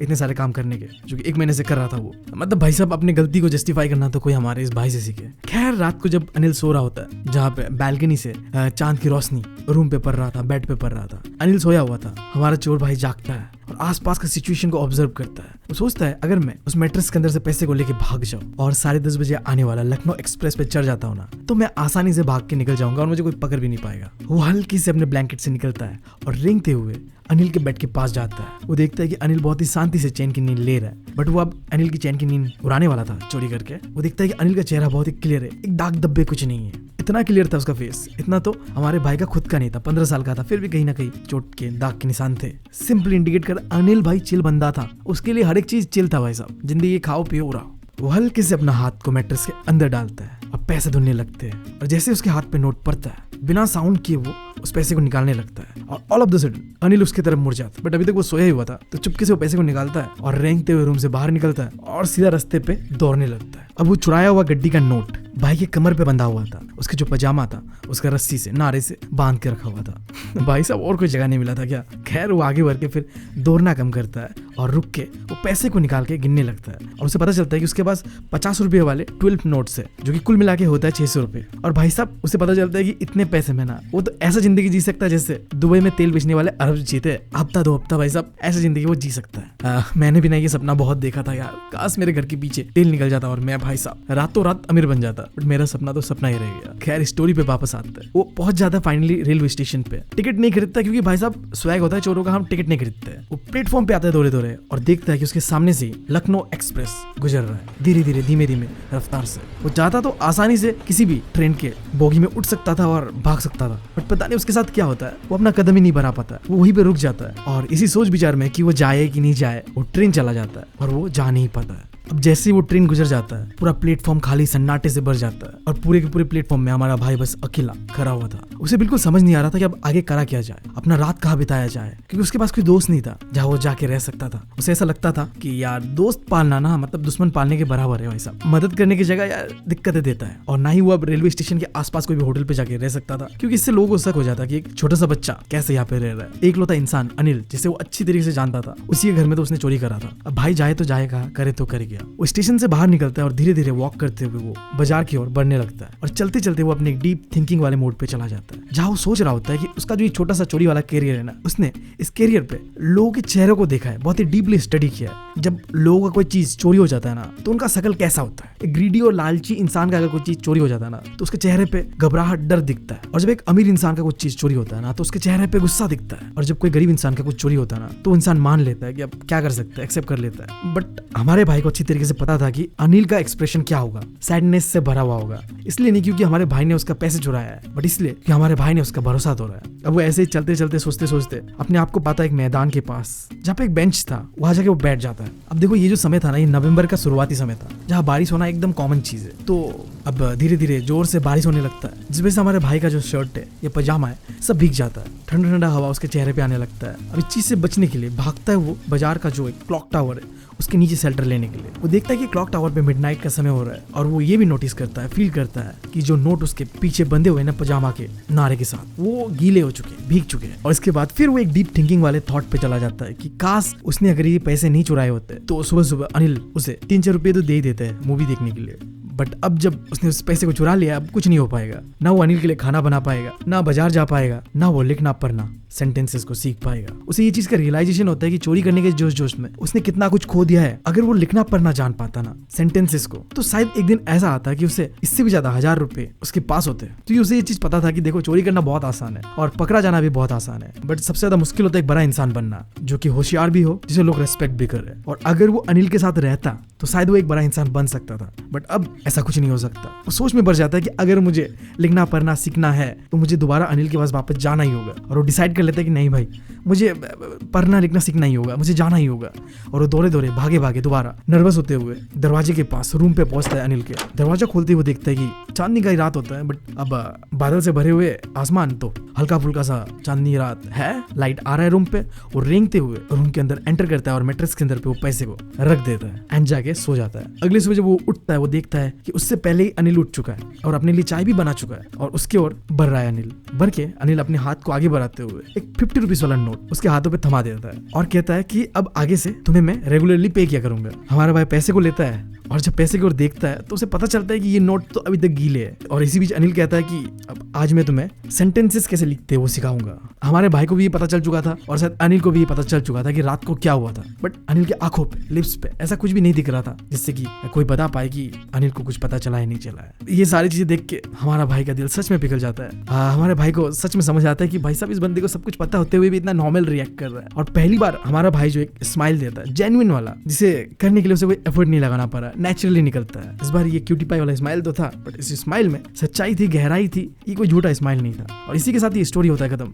तो यार आज की स्टोरी है द मिडनाइट विजिटर। कहानी एक ऐसे जासूस की जिसका नाम होता है ऑजबल, और साथ ही साथ इस कहानी में एक नया यंग राइटर जिसका नाम होता है फाउलर। और जो तीसरा कैरेक्टर है इस स्टोरी का, उसे अभी के लिए हम अनजान गुमनाम रखते हैं। बात करते हैं पहले इन दोनों कैरेक्टर्स के बारे में, ऑजबल एंड फाउलर। जैसे मैंने बताया, ऑजबल एक सीक्रेट एजेंट। अब जब कभी जासूस या सीक्रेट एजेंट का बात होता है ना, तो दिमाग में तो ऐसा ही आता है कि कोई बहुत ही खतरनाक बंदा होगा जिसके लिए लड़कियां यार नशे नशे काटने को तैयार है। भैया चारों ओर गोलियां चल रहा है, दुनिया बचा रहा है, भाई सब क्या कर दे रहा है। अब यही सारे एक्सपेक्टेशन लेके आया था हमारा फाउलर भाई, जो कि एक मैंने बताया राइटर था, एक रोमांटिक राइटर। नौजवान था तो उसे एक्सपीरियंस का तलाश था, एडवेंचर करना था उसे, थोड़ा उसे जानना था कि सीक्रेट एजेंट्स का लाइफ कैसा होता है। बट कहानियों से बिल्कुल अलग हमारा सीक्रेट एजेंट ऑजबल। खतरनाक तो छोड़ो, पनवारी वाला अंकल लग रहा था। वो छोटा मोटा लेजी इंसान दिख रहा था। ऐसा तो माना ही जाता है कि एक सीक्रेट एजेंट अलग अलग लैंग्वेजेस को आसानी से कम्युनिकेट कर सकता है, जबकि वो मुश्किल से फ्रेंच और जर्मन बोल लेता था, बट उसके उस बोलने के तरीके में भी अमेरिकन टोन आता था। वो 20 सालों से पेरिस पे रहता है, बट अभी भी उसका जो टोन है, बात करने का जो लहजा है ना, वो अमेरिकन है। जब वो बोस्टन से पेरिस आया था, बंदा तो 20 साल से पेरिस पे, बट अभी भी वही सब देसी है फुल। अमेरिका माता की जय। क्या बात है, हमारा भाई भी देसी निकला। खैर, स्टोरी में आगे बढ़ने से पहले मैं हूं तुम लोगों का दोस्त और होस्ट भी निकल चुका हूं स्टोरी टेलर बनने के जर्नी पे। एक्सपर्ट नहीं हूं, बट हाँ वो चीजें करने का ट्राई कर रहा हूं जिससे मुझे अच्छा फील हो और तुम लोगों को ये स्टोरी मरते दम तक याद रहे। तो भाई को थोड़ा सपोर्ट करना और करते हैं वीडियो को स्टार्ट। तो हमारी इस कहानी का शुरुआत एक ऐसे सीन के साथ होता है जहाँ पे जो हमारा राइटर फाउलर था ना, वो पीछे पीछे चल रहा था हमारे सीक्रेट एजेंट ऑजबल का। एक बहुत ही ज्यादा पुराना फ्रेंच होटल का कॉरिडोर से वो दोनों अपने रूम की ओर जा रहे थे। वो होटल इतना पुराना था कि उस कॉरिडोर के आसपास का लाइट तक नहीं चल रहा था ठीक से, अंधेरा ही अंधेरा था चारों ओर। और जो हमारे सीक्रेट एजेंट ऑजबल का रूम था, वो उस बिल्डिंग के 6th फ्लोर पे, यानी सबसे जो टॉप फ्लोर था वहां पे था। अब ये जो सिचुएशन था, इसे देख के हमारा राइटर फाउलर बहुत ही डिसअपॉइंटेड था। वो एक ऐसे एक्सपेक्टेशन के साथ आया था कि भाई साहब बहुत खतरनाक एजेंट होगा और बढ़िया बढ़िया जगह भी होगा, हाई फाई होटल्स होगा। बट जैसा उसने एक्सपेक्टेशन रखा था वैसा कुछ भी नहीं है। ना वो जगह ऐसा है, ना वो एजेंट ऐसा है। हमारे भाई के सपने तो चूर चूर हो चुके थे। मेरा तो इतना लाइफ खराब हो गया है, इतना लाइफ खराब हो गया है मेरा। और हमारे राइटर फाउलर साहब का ऐसा लटका मुंह देखकर हमारा एजेंट ऑजबल समझ जाता है कि भाई साहब तो बहुत ज्यादा डिसअपॉइंटेड है। वो कह पड़ता है, तुम इतना डिसअपॉइंटेड इसलिए हो क्योंकि तुम्हें बताया गया होगा कि मैं एक सीक्रेट एजेंट स्पाई हूँ, जैसा मूवीज में दिखाया जाता है, स्टोरीज में बताया जाता है। तुम शायद इसीलिए मुझसे मिलना चाहते थे क्योंकि तुम एक यंग रोमांटिक राइटर हो जो सोच रहा था शायद मैं अलग अलग थ्रिलिंग एडवेंचर्स में इन्वॉल्व होऊंगा, गन फाइट होगा मेरे आसपास। मतलब भाई साहब जितना एडवेंचर हो सकता है उतना एडवेंचर मैं करूंगा और ये सारी चीजें तुम एक्सपीरियंस करोगे। बट एक्सपेक्टेशन से हटकर हो कुछ और ही रहा है। तुमने अपना बहुत ही बेकार सा इवनिंग फ्रांस के म्यूजिक हॉल में बिताया, वो भी एक मोटे भद्दे से इंसान के साथ, जो कि एक ऐसा एजेंट है जिससे सीक्रेट मैसेजेस भी कोई काले आंखों वाली सुंदर नैनो वाली लड़कियां डिलीवर नहीं कर रही है। डांस आगे पीछे नहीं चल रहा है, इधर एक नॉर्मल सा फोन कॉल आ रहा है एंड बताया जा रहा है कि जो भी मैसेज होगा वो ऐसे ऐसे आपको मिल जाएगा। ये सारी चीजें देख के आई गेस तुम काफी ज्यादा बोर हो चुके होंगे। ये बोल के हमारा एजेंट ऑजबल स्माइल करता है। नहीं भाई देखो, सच तो था, हमारे भाई राइटर साहब के ख्वाब अलग थे। वो इस उम्मीद से बैठा हुआ था कि भाई साहब एक ऐसा एजेंट से मुलाकात होगा ना जो भाई साहब एडवेंचर कर रहा होगा, अपनी जिंदगी के मजे ले रहा होगा। बट उसका पाला एक ऐसे एजेंट से पड़ा था कि देख के नहीं लग रहा था कि जिंदगी में उसके कुछ एक्साइटिंग भी होता होगा। मेरा तो इतना लाइफ खराब। स्टोरी अभी खत्म नहीं हुआ है, देखते आगे कुछ एक्साइटिंग चीज होता है नहीं होता है हमारे एजेंट साहब के साथ और हमारे राइटर साहब के साथ। तो अब हमारा एजेंट ऑजिबल दरवाजा खोलता है रूम का अपने एंड राइटर साहब को कहता है चलिए आप गेस्ट है तो आप ही पहले एंटर करिए घर के अंदर। और एजेंट ऑजिबल ये भी कहता है मेरे प्यारे दोस्त तुम ज्यादा परेशान मत हो, आई नो तुम बोरिंग हो चुके हो बट कुछ मसाले वाला चीज अभी भी हो सकता है, कुछ ऐसा चीज आने वाला है हमारे पास जिसे देख के शायद तुम्हें थोड़ा एक्साइटिंग फील हो। एक ऐसा पेपर मेरे हाथ आज लगने वाला है जिस पेपर को पाने के लिए कई मैन वुमेन्स ने अपना जान दिया है। ये जो पेपर आने वाला है मेरे पास आज, ये एक समय में आगे जाकर हिस्ट्री बदलने वाला है। मतलब भाई साहब बहुत इंपॉर्टेंट पेपर है, समझ रहे हो बात? ऐसा पेपर जो आगे आने वाले दुनिया का नक्शा बदल सकता है, ऐसा कुछ है। अब ये कहकर दोनों ही ऑजिबल और हमारा फाउलर रूम के अंदर एंटर करता है, रूम लॉक करा जाता है एंड लाइट ऑन करा जाता है। और जैसे लाइट ऑन होता है ना भाई साहब, हमारे फाउलर राइटर साहब का एडवेंचर मोड ऑन होता है। अब उसे कुछ ऐसा देखने मिलेगा जिससे उसके अंदर पे वो जो जोश, एनर्जी, वो जो थ्रिल है वो अब आएगा। जैसे रूम के लाइट्स ऑन होते हैं, दरवाजा बंद होता है, दोनों को ही देखने मिलता है एक शख्स जो कि अपने हाथ पे बंदूक लिए उन दोनों के ओर टांगा हुआ है। हमारा एजेंट ऑजिबल थोड़ी देर तक टुकुर टुकुर देखता है सिचुएशन को एंड देन बोलता है मैक्स तुमने तो मुझे चौंका दिया, मुझे तो लगा था कि तुम बर्लिन में हो, तुम यहाँ क्या कर रहे हो मेरे रूम पे? अब सामने जो बंदा बंदूक ताने हुए खड़ा था ना, वो भी एक एजेंट ही था और हमारा एजेंट ऑजिबल उसे अच्छी तरीके से जानता था, इसलिए वो डिटेली कह रहा है कि अरे तुम यहाँ कैसे, तुम तो बर्लिन में थे। अब इस बंदे का नाम है मैक्स, ये हमें ऑजिबल के मुंह से ही पता चला। मैं जो तुम्हें कह रहा था ना स्टार्टिंग में, एक कैरेक्टर जिसके बारे में हमने अभी तक डिस्क्लोज नहीं करा है, वो ये कैरेक्टर है मैक्स। एक पतला दुबला इंसान जो कि बहुत लंबा नहीं है बट उसका चेहरा देखने में ऐसा है कि फॉक्स की तरह, बहुत ही ज्यादा स्मार्ट, क्लेवर। उसके हाथ में एक बंदूक है जिससे वो हमारे राइटर साहब को और हमारे एजेंट साहब को डरा रहा है। हालांकि उसके बंदूक के अलावा उसके अंदर में ऐसा कुछ भी नहीं है जिससे कोई भी डर जाए। भाई साहब हमारे मैक्स भाई का ना हुआ है घनघोर बेइज्जती। मतलब क्या एजेंट ऐसा है कि बंदूक के अलावा कुछ डराने जैसे है ही नहीं उसके अंदर। खैर हमारा जो ये कैरेक्टर है एजेंट मैक्स, ये कहता है आज सुना है मैंने तुम्हारे पास एक इम्पोर्टेंट रिपोर्ट आने वाला है जहाँ पे जो नए नए खतरनाक मिसाइल्स का इंफॉर्मेशन डिटेल्स है, तो मैंने सोचा क्यों ना ये चीजें तुम्हारे हाथों से मैं ले लूं, मेरे हाथ पे ज्यादा सेफ रहेगा, यू नो। एजेंट मैक्स के इस बात को सुनने के बाद ऑजिबल धीरे से मूव करते हुए उस रूम के अंदर पे एक आर्म चेयर था, वहां जाके बैठता है धराम से। मोटा आदमी है भाई साहब, जहां भी बैठता है हिला देता है एंड बैठ के वो कहता है इस बार तो मैं मैनेजमेंट के अगेंस्ट से कंप्लेंट करके ही रहूंगा। इस महीने में ऐसा दूसरी बार है जब कोई ऐसे बैल्कनी से मेरे रूम पे एंटर कर रहा है। अब हमारा राइटर फाउलर अपने आंखों से देखता है तो उसके पीछे एक विंडो है, एक नॉर्मल सा विंडो है जिसके बाहर से डार्क स्काई दिख रहा है रात का, क्योंकि पूरा जो सीन है ना, देखना आगे जाके मैं बताऊंगा कि रात का सीन है तो काला आसमान के अलावा बाहर और कुछ नहीं दिख रहा था। तो एजेंट ऑजिबल की इस बात से मैक्स कहता है बैल्कनी नहीं, मैं तो बैल्कनी से नहीं आया, मेरे पास तो मास्टर की है जिससे मैंने रूम के अंदर एंटर करा है। अब मास्टर की कह लो या पास की कह लो, एक ऐसा चाबी होता है जिससे किसी भी ताले को तुम होटल के अंदर पे जो होता है वो खोल सकते हो। होटल के अंदर एक चाबी तो जो भी कस्टमर रूम पे रहने आ रहा है उसको दिया जाता है, बट एक ऐसा चाबी होता है जो कि होटल मैनेजमेंट के पास होता है। इन फ्यूचर अगर कुछ हो गया तो उस मास्टर की से, उस पास की से उस रूम को खोला जा सके। तो ऐसा ही एक चाबी से मैक्स ने कहा कि वो रूम के अंदर एंटर कर रहा है। अगर मुझे बैल्कनी के बारे में पता होता तो मैं इतना मेहनत क्यों करता, मेरे समय बच जाते। अब ऑजिबल फिर इरिटेट होकर अपने चेहरे पे एक बहुत ही बेकार सा एक्सप्रेशन लाते हुए वो कहता है कि ये मेरा बैल्कनी नहीं है, ये तो मेरे बगल वाला जो अपार्टमेंट है उसका बैल्कनी है। अब इसके बाद तुम भी समझो, और स्टोरी में भी मैक्स को समझाया जा रहा है एजेंट ऑजिबल के द्वारा कि बैल्कनी का क्या सीन है। सो ये जो ऑजिबल का रूम है ना, ये एक समय में एक लार्जर यूनिट का पार्ट हुआ करता था, मतलब एक बड़ा सा रूम का पार्ट हुआ करता था जो कि एक लिविंग रूम की तरह था। और ये जो विंडो के पीछे वाला बैल्कनी है, ये वही लार्जर यूनिट जो है जिसे यूज करा जाता था एज ए लिविंग रूम, उसका ही पार्ट है जो कि कनेक्टेड है हमारे भाई ऑजिबल के इस विंडो से। तो इनडायरेक्टली तुम समझो ये बैल्कनी ऑजिबल साहब का नहीं है, ये बैल्कनी एक बगल वाले अपार्टमेंट से जो कि कनेक्टेड है हमारे भाई के विंडो से। अब इसी बैल्कनी की मदद से दो बार ऑजिबल के घर पे कोई घुस गया था ऐसे विंडो से कूद कर। पहली बार कोई कूदा होगा और दूसरी बार तो एजेंट मैक्स ने कूदा था, ऐसा वो मान के चल रहा हमारा एजेंट ऑजिबल। बट क्या ये सच था? नहीं था, ये कहानी में आगे जाके में पता चलेगा। अब हमारा भाई ऑजिबल कहता है फिर अगले ही महीने कोई इसी तरीके से एग्जैक्टली इसी बैल्कनी की मदद से विंडो से मेरे रूम पे एंटर करा था। और तब जब मैंने कंप्लेंट करा था मैनेजमेंट को, उन्होंने मुझे वादा करा था कि इस बैल्कनी को बंद कर देंगे, जबकि मैनेजमेंट ने ऐसा नहीं करा। और इसी वजह से शायद मैक्स इसी बैल्कनी की मदद से खिड़की से फांद कर मेरे रूम पे आया। अब सिंपली ये सब बातें बताकर हमारा एजेंट ऑजिबल ये बताना चाह रहा है कि वो बहुत ही इरिटेट फील कर रहा है मैनेजमेंट से। उनको एक छोटा सा काम करने को कहा गया था, वो भी उन्होंने नहीं करा, और आज इसी वजह से मैक्स हमारे रूम के अंदर एंटर कर चुका है। अब मैक्स देखता है आगे से फाउलर साहब को जो कि खड़ा था सीधा बगल में एजेंट ऑजिबल के। तो बंदूक आगे करते हुए फाउलर की ओर कमांड करता है कि भाई साहब बैठ जाओ, हमें आधे घंटे तक और शायद इंतजार करना पड़ सकता है। अब मैक्स के बात को टोकते हुए ऑजिबल कहता है कि नहीं, आधे घंटे नहीं, 31 मिनट्स। जो अपॉइंटमेंट लिया गया था वो लेटर, वो रिपोर्ट लाने का, वो एग्जैक्ट 12:30 का है। ये कह के एजेंट ऑजबल कहता है कि काश मैं जान पाता कि तुमने इस रिपोर्ट के बारे में कैसे जाना, कहाँ से पता चला तुम्हें। अब हमारा मैक्स भी एक एजेंट ही था, जैसे मैंने बताया। वो थोड़ी ऐसे बच्चे की तरह कहते फिरेगा कि नहीं मुझे वहां से पता चला। ये सारी चीजें तो मैं करता हूँ यार, बरबोला हूँ, क्या करूँ, मुंह पे बात रहती नहीं। औरतों वाला शौक पाल रखा है मैंने। खैर यार, होते हैं कुछ लोग मेरी तरह। स्टोरी पे वापस बढ़ते हैं।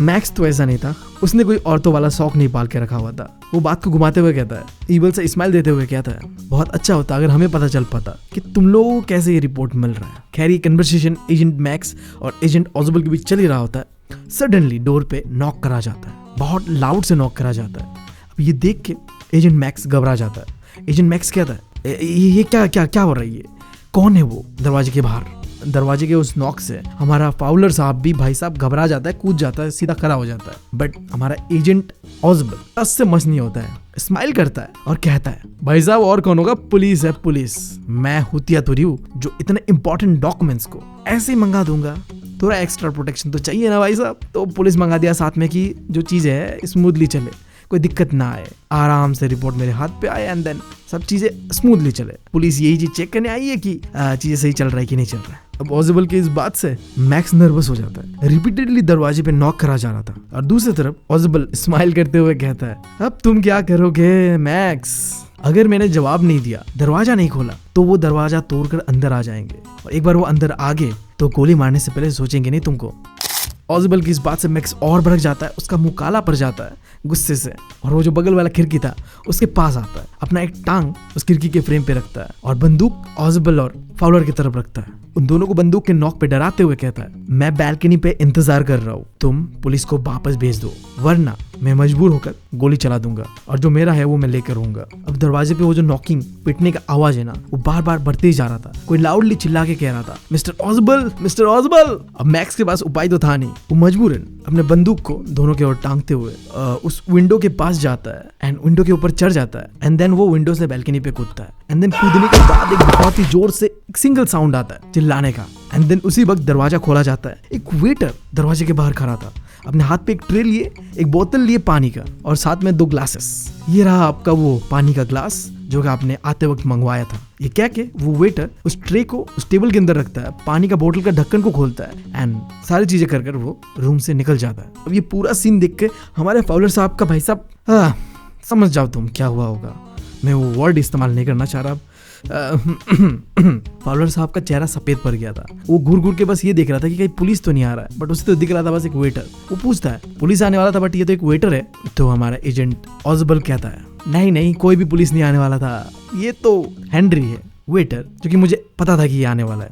अब फिर फाउलर डरते हुए कहता है, फिर वो जो इंसान है जो बैल्कनी में है वो वापस नहीं आएगा अभी। तो एजेंट ऑजबल कहता है हंसते हुए, ना जी, वो दोबारा कभी वापस नहीं आएगा माय यंग फ्रेंड, क्योंकि वहां कोई बैल्कनी है ही नहीं।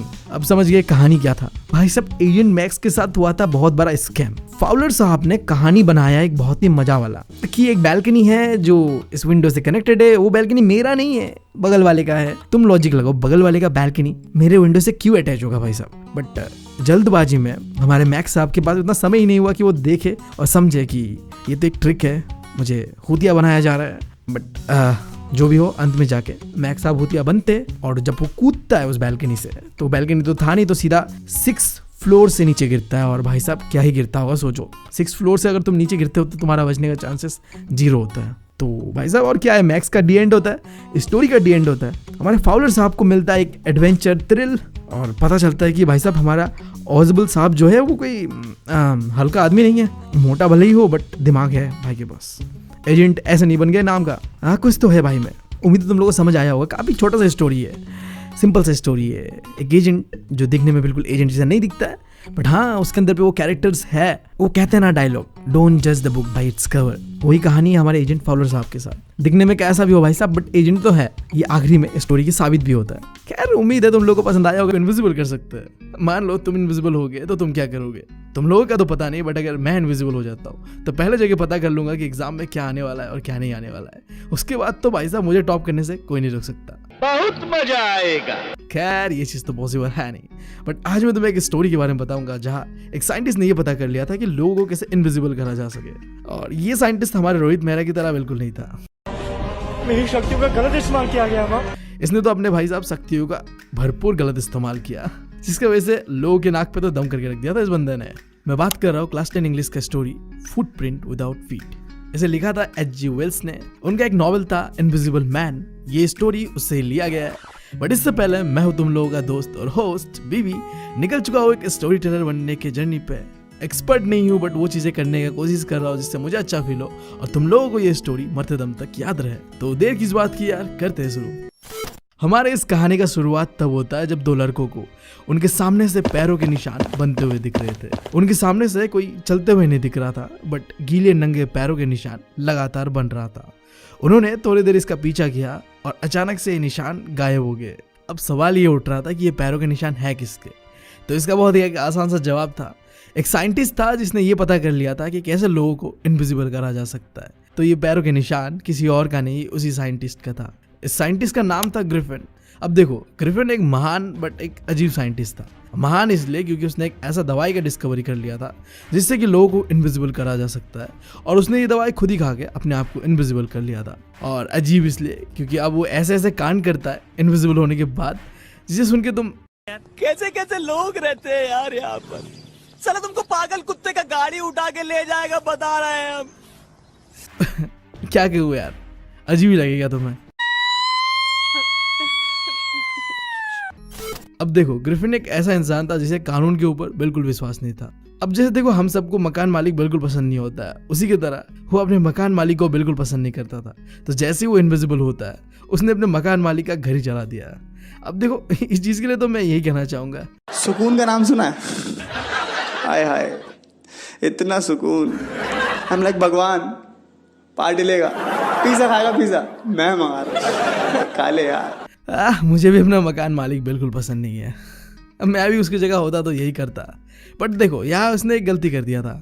उसने मकान मालिक के घर के साथ साथ अपना भी तो घर जला लिया था, जिसके वजह से उसके लौरे लग चुके थे क्योंकि भाई ने यूज नहीं किए थे अपने दिमाग के घोरे। अब होना क्या था, ना उसके पास कोई घर था, ना उसके पास कोई कपड़ा था, ना उसके पास पैसे थे। वो एक नंगा इनविजिबल इंसान सड़कों पे घूम रहा था। अब मिड विंटर का समय था, चारों ओर गिर रहे थे बर्फ और ठंडी तो भाई सब थी। ऐसा कंडीशन जहां लोग घर में रह के जम जा रहे थे। हमारा भाई ग्रिफिन लंदन के सड़कों पे लिटरली नंगा चले जा रहा था। बट वो इनविजिबल था तो उसे कोई देख नहीं पा रहा था, बट उसे ठंडा तो लग ही रहा था। उसके सामने में एक दुकान दिखता है बड़ा सा, जिसके अंदर वो घुस जाता है और बहुत जल्दी वो दुकान बंद हो जाता है। और उसके बाद तो भाई साहब के मौज ही मौज थे, कोई उसे रोकने वाला नहीं था। बिंदास दुकान के अंदर में जितने खाने पीने का चीज था वो एंजॉय करता है, उसे कपड़े उपड़े पहन के अपने आप को गर्माहट देता है और अपना रात वहाँ बिता लेता है। बट भाई साहब किस्मत में लगे थे उसके लौरे, तो भाई साहब क्या करे, सुबह होता है और दुकान में वर्कर्स आते हैं और उसे देख लेता है, जिसकी वजह से उसे भागना पड़ता है वहां से दुम दबा के। अब उसे इनविजिबल होना था ताकि उसे लोग ना पकड़ पाए, तो अगेन ना चाहते हुए उसे नंगा होना पड़ता है। और लिटरली इस स्टोरी में ना तुम एक चीज देखोगे कि भाई हमारा ग्रिफिन ना नंगे होने में PhD करके रखा हुआ है। मतलब हर बात पे वो इनविजिबल हो जाता है, नंगा हो जाता है। अगर हमारे इंडिया के निब्बा निब्बियों से अगर कंपटीशन किया जाए ना ग्रिफिन भाई का, तो ये चीज में तो ग्रिफिन भाई जीत जाएगा, मैं पक्का मान के चल रहा हूँ ये चीज। अब कब तक ऐसे ठंडे भरे मौसम में ग्रिफिन लंदन के सड़कों पे इनविजिबल होके घूमता फिरेगा? उसने डिसाइड किया कि वो चलेगा ड्रूरी लैंड पे। देखो, लंदन का एक शहर जो कि जाना माना जाता है थिएटर वर्ल्ड के लिए।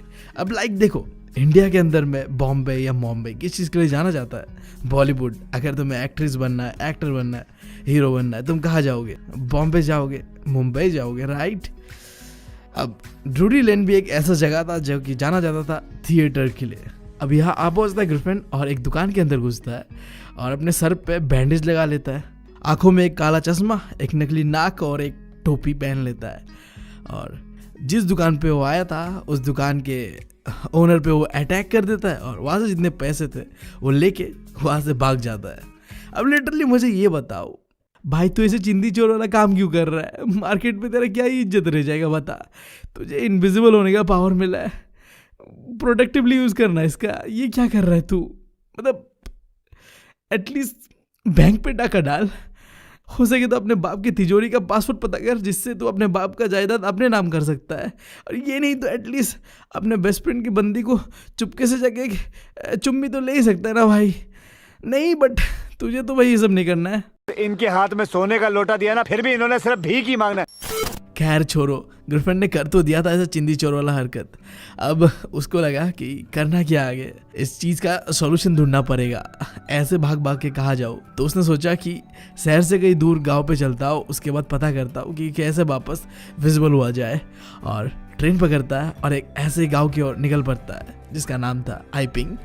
अब ये कैसा अजीब सा नाम है यार, मैंने तो सुना था आई लव यू होता है, आई हेट यू होता है, मतलब जो भी है होता है, बट ये आईपिंग ये कैसा साउंड कर रहा है भाई, अजीब ही साउंड कर रहा है। खैर जो भी हो, इस आईपिंग विलेज के अंदर में एंटर करता है और आके एक रूम रेंट करता है मिस्टर एंड मिसेस हॉल के यहाँ। देख रहे हो नाम भी अजीब है, रेंट ओनर का हॉल, मतलब कस्टमर को आसानी हो कि भाई साहब मेरा होटल बोलो नहीं कभी, तो नाम भी रख दिया अपने ही पे, मिस्टर एंड मिसेस हॉल। अब देखो मिसेस हॉल ये चीज सोच रहा था कि ऐसे सर्दी के समय आईपिंग के अंदर में एक अनजान इंसान कहाँ से आ गया है, और जो दिख भी रहा है बहुत अजीब सा, मुंह में पट्टा वट्टा बांधा हुआ। लाइक कई सारे सवाल उसके दिमाग पे चल रहे थे जिसका जवाब उसे चाहिए था। अब वो यार थोड़ा फ्रेंडली होके गिरफ्रेंड भाई से बात करना चाहते थे, बट हमारा गिरफ्रेंड भाई तो जैसे सख्त लौंडा समिति का प्रेसिडेंट हो, सीधा कह दिया मैं यहाँ आईपिंग में आया हूँ कुछ समय अपने साथ बिताने के लिए, मुझे अपने काम के समय कोई डिस्ट्रैक्शन नहीं चाहिए।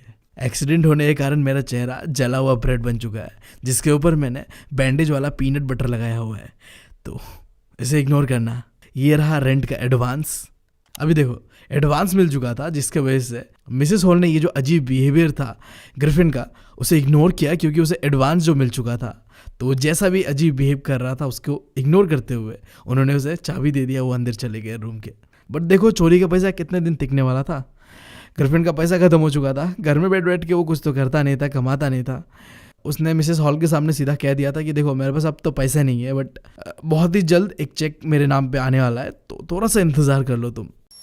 अब उस दिन से आईपिंग विलेज के अंदर में कुछ अजीब अजीब सी चीज़ें होता है।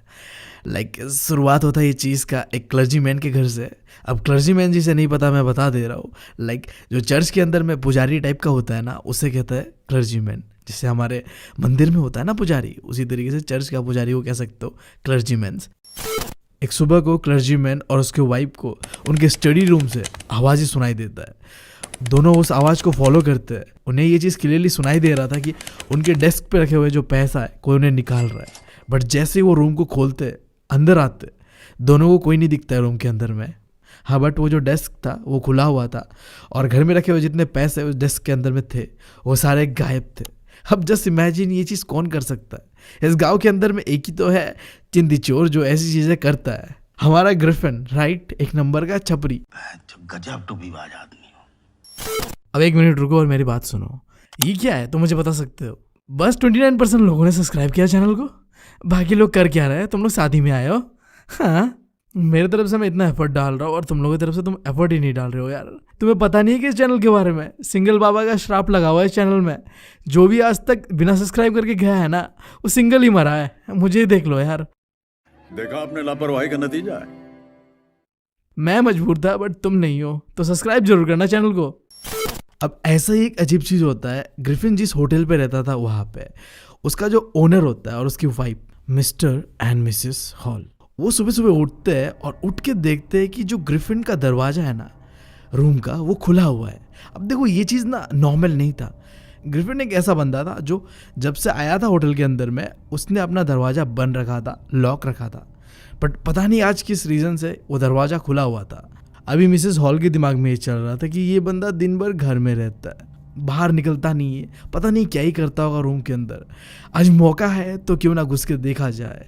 और इस बात के साथ साथ दोनों अंदर एंटर करते हैं। वो देखते हैं कि पूरा रूम बिखरा पड़ा हुआ है, सामने कुछ बिस्तर पे बैंडेजेस है और कपड़े बिखरे पड़े हैं। अचानक से उन्हें ऐसा फील होता है कि रूम के अंदर में कोई है, जबकि रूम पूरी तरीके से खाली था।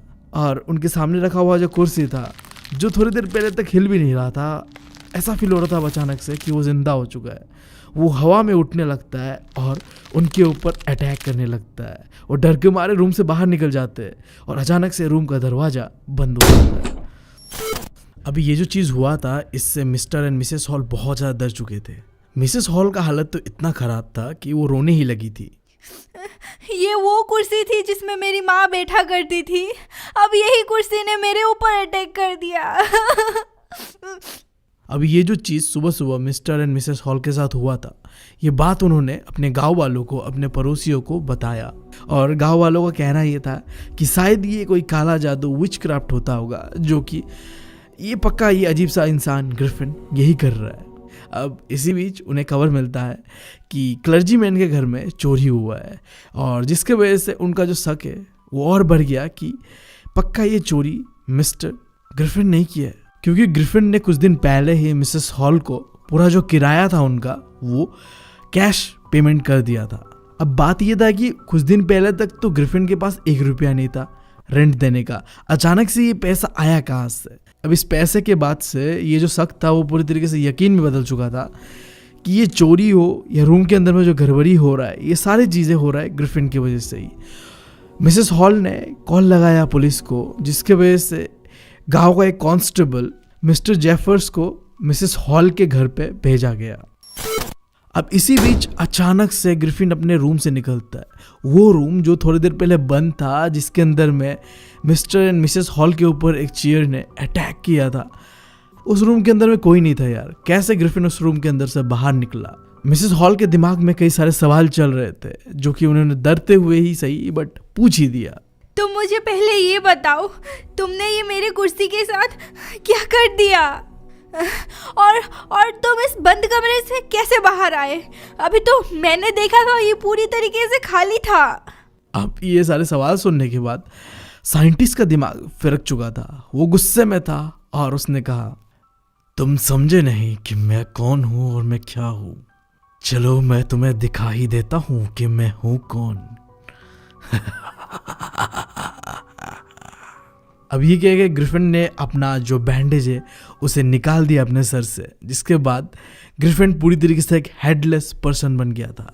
और यही समय था जब वो कांस्टेबल मिसेस हॉल के घर में आता है, और वो भी आके देख के सदमे में था कि ये क्या है, एक ऐसा इंसान जिसका सर ही नहीं है, इसे मुझे अरेस्ट करना है। बट देखो, उसे ऑर्डर मिला हुआ था कि चाहे सर हो या ना हो भाई साहब, अरेस्ट तो करना पड़ेगा। अब उपाय नहीं था, सीधा बढ़ गए वो अरेस्ट करने के लिए ग्रिफिन को। बट ग्रिफिन अपना कपड़ा खोल के अपने आप को इनविजिबल करने में लगा हुआ था। इससे पहले कि वो कांस्टेबल ग्रिफिन को पकड़ता, ग्रिफिन ने पूरी तरीके से अपना कपड़ा खोल लिया था और इनविजिबल हो चुका था। अब ग्रिफिन बिल्कुल दिखाई नहीं दे रहा था। अब वो कांस्टेबल और वहां में बैठे कुछ लोग ग्रिफिन को पकड़ने की कोशिश कर रहे थे, बट इनविजिबल होने के बाद ग्रिफिन तो उनके ऊपर भारी ही पड़ रहा था। जैसे कभी इधर से मुक्का आ रहा था, कभी उधर से मुक्का आ रहा था, पता नहीं कहाँ से मुक्का आ रहा था, बट लोगों को मुक्का पड़ रहा था भाई। और ये मुक्का कौन दे रहा था?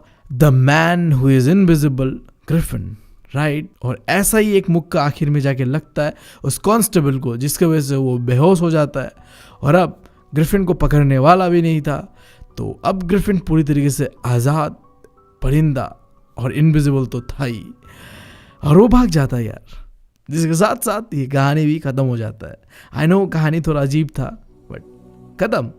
ये कहानी है एक ऐसे औरत की जिसने कभी वैल्यू नहीं किया जो चीजें उसके पास थे हमेशा से ही। रदर वो रोती रहती थी उन चीजों के लिए जो कभी उसे मिल ही नहीं सकता था या फिर उसका हो ही नहीं सकता था। मैं बात कर रहा हूँ क्लास 10 इंग्लिश का स्टोरी नेकलेस के बारे में। बट इससे पहले मैं हूँ तुम लोगों का दोस्त और होस्ट बीबी, निकल चुका हूँ एक स्टोरी टेलर बनने के जर्नी पे। एक्सपर्ट नहीं हूँ, बट वो चीज़ें करने का कोशिश कर रहा हूँ जिससे मुझे अच्छा फील हो और तुम लोगों को ये स्टोरी मरते दम तक याद रहे। तो करते शुरू। कहानी के अंदर 3 मेन कैरेक्टर्स है। पहला और सबसे इम्पोर्टेंट मैटिल्डा, एक प्यारी और खूबसूरत लड़की, बट जिसका मानना था कि वो पैदा हुई थी एक गरीब क्लर्क के फैमिली में, क्योंकि उसका किस्मत फूटा था। मतलब बात समझ रहे हो, उसके सपने बड़े थे बट किस्मत फूटी थी उसकी। वो चाहती थी कि उसका शादी हो जाए एक अमीर लड़के से, जिससे कि वो एक लग्जरियस लाइफ जी पाए। बट उसका शादी होता है मिस्टर लोइजल से, जो कि एक आम सा क्लर्क था बोर्ड ऑफ एजुकेशन के ऑफिस पे। और आखिरी कैरेक्टर मैटिल्डा का स्कूल टाइम फ्रेंड मी फॉरेस्टियर, जो कि थोड़ा अमीर था मैटिल्डा से, जिसकी वजह से मैटिल्डा उससे जलती थी थोड़ा बहुत, क्योंकि जो चीज़ें उसे चाहिए था वो चीज़ें फॉरेस्टियर के पास थे, जिसकी वजह से वो उसके दोस्त से मिलती भी नहीं थी। अब देखो यार, नाम पे बहुत ज़्यादा कन्फ्यूजन है, क्योंकि ये ओरिजिनली एक फ्रेंच स्टोरी है। तो यहाँ नाम देखो, मिस्टर का मतलब एम कहा गया है और मिसेस का मतलब मी। खैर याद रख लेना नाम को, बहुत कन्फ्यूजन देता ही है। देखो तुम्हें कौन ही बता रहा है ये चीज़, जिसे उसके दोस्त इसलिए पसंद नहीं करते क्योंकि उनका नाम और बर्थडे याद नहीं रख पाता वो। मतलब क्या कहूँ यार, मैं भूल जाता हूँ अपने दोस्तों का बर्थडे, और नाम का तो अलग ही सीन है भाई, क्या ही कहूँ। किसी लड़की को इम्प्रेस करने जा रहा होता हूँ, बट उसे भाई बोल के आना पड़ता है क्योंकि मुझे नाम ही याद नहीं रहता उसका, तो बचने के लिए भाई दोस्त बनाना पड़ता है भाई। समझ रहे हो ना मैं कैसा हालत पे हूँ। खैर स्टोरी में बढ़ते हैं सीधा। अब हमारी मेटिल्डा एक सिंपल बट एक अनहैप्पी औरत थी। अब तुम्हें लग रहा होगा कि सिंपल थी तो खुश होना चाहिए ना, सिंपल लोग तो खुश रहते हैं, बट देखो वो अनहैप्पी इसलिए रहती थी क्योंकि उसका मानना था कि वो पैदा हुई एक लग्जरी लाइफ को एंजॉय करने के लिए। बट रियलिटी कुछ ऐसा था कि जिस घर में वो रहती थी उसके दीवारें टूटे फूटे थे, कुर्सियाँ भी टूटे फूटे थे। वो चाहती थी कि उसे अच्छे अच्छे बर्तनों में खाना परोसा जाए, अच्छे अच्छे कपड़े पहनने को दिया जाए, अच्छे अच्छे ज्वेलरीज पहनने को दिया जाए, बट जो वो चाहती थी ना चीज़ें उससे बहुत अलग था, और इसीलिए वो दुखी रहती थी। इतना सिंपल रहने के बावजूद भी सिंपल रहना उसकी मजबूरी थी, वरना वो तो चाहती थी कि वो लग्जरी लाइफ ही जिए। अब एक दिन मेटिल्डा का हस्बैंड मिस्टर लोइजल आता है बहुत ही एक्साइटेड होके घर पे, और एक लेटर होता है जो कि उसके पत्नी के हाथ पे वो थमा देता है। इस लेटर के अंदर में था एक इनविटेशन जो कि एक डिनर पार्टी ऑर्गेनाइज करा गया था मिनिस्ट्री ऑफ पब्लिक इंस्ट्रक्टर के द्वारा, जहां उसका हस्बैंड काम करता था। लाइक देखो काफी स्पेशल और एक्सक्लूसिव पार्टी था ये। उसे लगा कि उसकी पत्नी इससे बहुत ही खुश होगी क्योंकि ये कुछ चुनिंदा लोगों को इस पार्टी में बुलाया गया था, और उन चुनिंदा लोगों में से वो दोनों थे। देखो इसके अंदर तुम्हारे लिए कुछ है। अब मिस्टर लोइजल को लगा कि वो चीज देख के उसकी पत्नी खुश होगी, बट उसकी पत्नी ने तो वो कार्ड फेंक दिया यार। इस चीज का मैं क्या करूंगी? मुझे लगा कि तुम इससे खुश होगी। हम आज तक कभी भी इतने बड़े ओकेजन पे नहीं गए। मेरे ऑफिस के कुछ चुनिंदा लोगों को ये इनविटेशन मिला है और उनमें से हमें। अब ये सुनने के बाद उसके पत्नी ने उसके आंखों पे गुस्से भरे नजर से देखा और कहा, इतना बड़ा ओकेजन है बट मेरे पास पहनने के लिए तो कुछ नहीं है। तो तुम वो ड्रेस क्यों नहीं पहन लेते जो पहन के हम थिएटर जाया करते थे एक साथ? मुझे अच्छे लगते हो तुम इस ड्रेस में। अब उसकी पत्नी थोड़ी शांत हो गई थी और एक नरम आवाज में कहने लगी, मैं नहीं जाऊंगी बिना अच्छे कपड़ों के। तुम ये इनविटेशन कार्ड अपने किसी फ्रेंड को दे देना जिसके वाइफ के पास अच्छे कपड़े हैं। अब ये सुनने के बाद मिस्टर लॉइजल को थोड़ा बुरा लगा उसके पत्नी के लिए कि उसके पास एक ढंग के कपड़े भी नहीं है पार्टी में पहनने के लिए। उसने पूछा कि एक अच्छा ढंग का कपड़ा अगर पार्टी के लिए हम ले तो उसमें कितना खर्चा जाएगा। अब उसके पत्नी ने थोड़ा सोचते हुए हिचकिचाते हुए, मुझे एग्जैक्टली पता नहीं है पर 400 फ्रैंक्स के आसपास ही होगा। अब ये सुनने के बाद ना लाइक लिटरली उसके हस्बैंड का चेहरा देखने लायक था, नीला पीला पड़ चुका था। तुम यार खुद ही हिसाब लगा लो ना, 400 फ्रैंक्स इंडियन रुपीस में लगभग 35,000 के आसपास है। मतलब भाई साहब 35,000 का कपड़ा चाहिए था उसे उस पार्टी में जाने के लिए। अब अगले समर मिस्टर लॉइजल अपने दोस्तों के साथ हंटिंग पे जाने वाले थे जिसके लिए उन्हें एक गन खरीदना था और उन्होंने उसके लिए पैसे भी बचाए थे 400 फ्रैंक्स। बट अब पत्नी को ऐसे दुखी देखते हुए अपना गन खरीदने का आइडिया को ड्रॉप कर दिया और तैयार हो गया कि वो 400 फ्रैंक देगा जिससे कि वो पार्टी के लिए कपड़ा खरीद पाए। भाई मैं कहना नहीं चाहता बट ऐसा हस्बैंड तो भाई साहब मैं भी डिजर्व करता हूँ अगर मैं लड़की होता तो। मतलब इतना अच्छा भाई साहब, मतलब एटलीस्ट गर्लफ्रेंड तो डिजर्व करता ही हूँ। मतलब काश। अभी एक मिनट आगे बढ़ने से पहले किताब के अंदर में एक वर्ड है बॉल। ये क्या है? देखो फ्रांस के अंदर में जो फॉर्मल पार्टीज होते हैं जहाँ में कपल लोग एकदम चिपक चिपक के डांस कर रहे होते हैं उसे कह सकते हो तुम बॉल पार्टी। लाइक हमारे इंडिया की तरह नहीं कि पार्टी के नाम पे बस समोसा कचौरी खिला के भेज दिया जाता है। और डांस के बारे में तो यार मत ही पूछो, हमेशा किसी ना किसी पड़ोसी को भोजपुरी सॉन्ग से प्रॉब्लम रहता है जिसकी वजह से हमें नाचने नहीं दिया जाता है। भाई इस साल नहीं अगले साल धूमधाम से मनाएंगे ऐसा कह दिया जाता है, बट वो अगले साल कभी नहीं आता है। मैं बचपन से बुरा हो चुका हूँ बट भाई कहाँ है मेरा भोजपुरी सॉन्ग? बेकार है भैया, मैं तो टूट गया। खैर तुम समझ गए कि बॉल पार्टी क्या होता है। अब आगे बढ़ते हैं। मेटिल्डा को उसके हस्बैंड ने वो महंगा ड्रेस 400 फ्रैंक पे दिला दिया था बट फिर भी मेटिल्डा खुश नहीं थी। बॉल पार्टी के बस कुछ दिन ही बाकी थे बट उसके हस्बैंड ने नोटिस किया कि उसकी पत्नी हमेशा ही दुखी दुखी रहती है, डिप्रेस्ड रहती है, पता नहीं क्यों।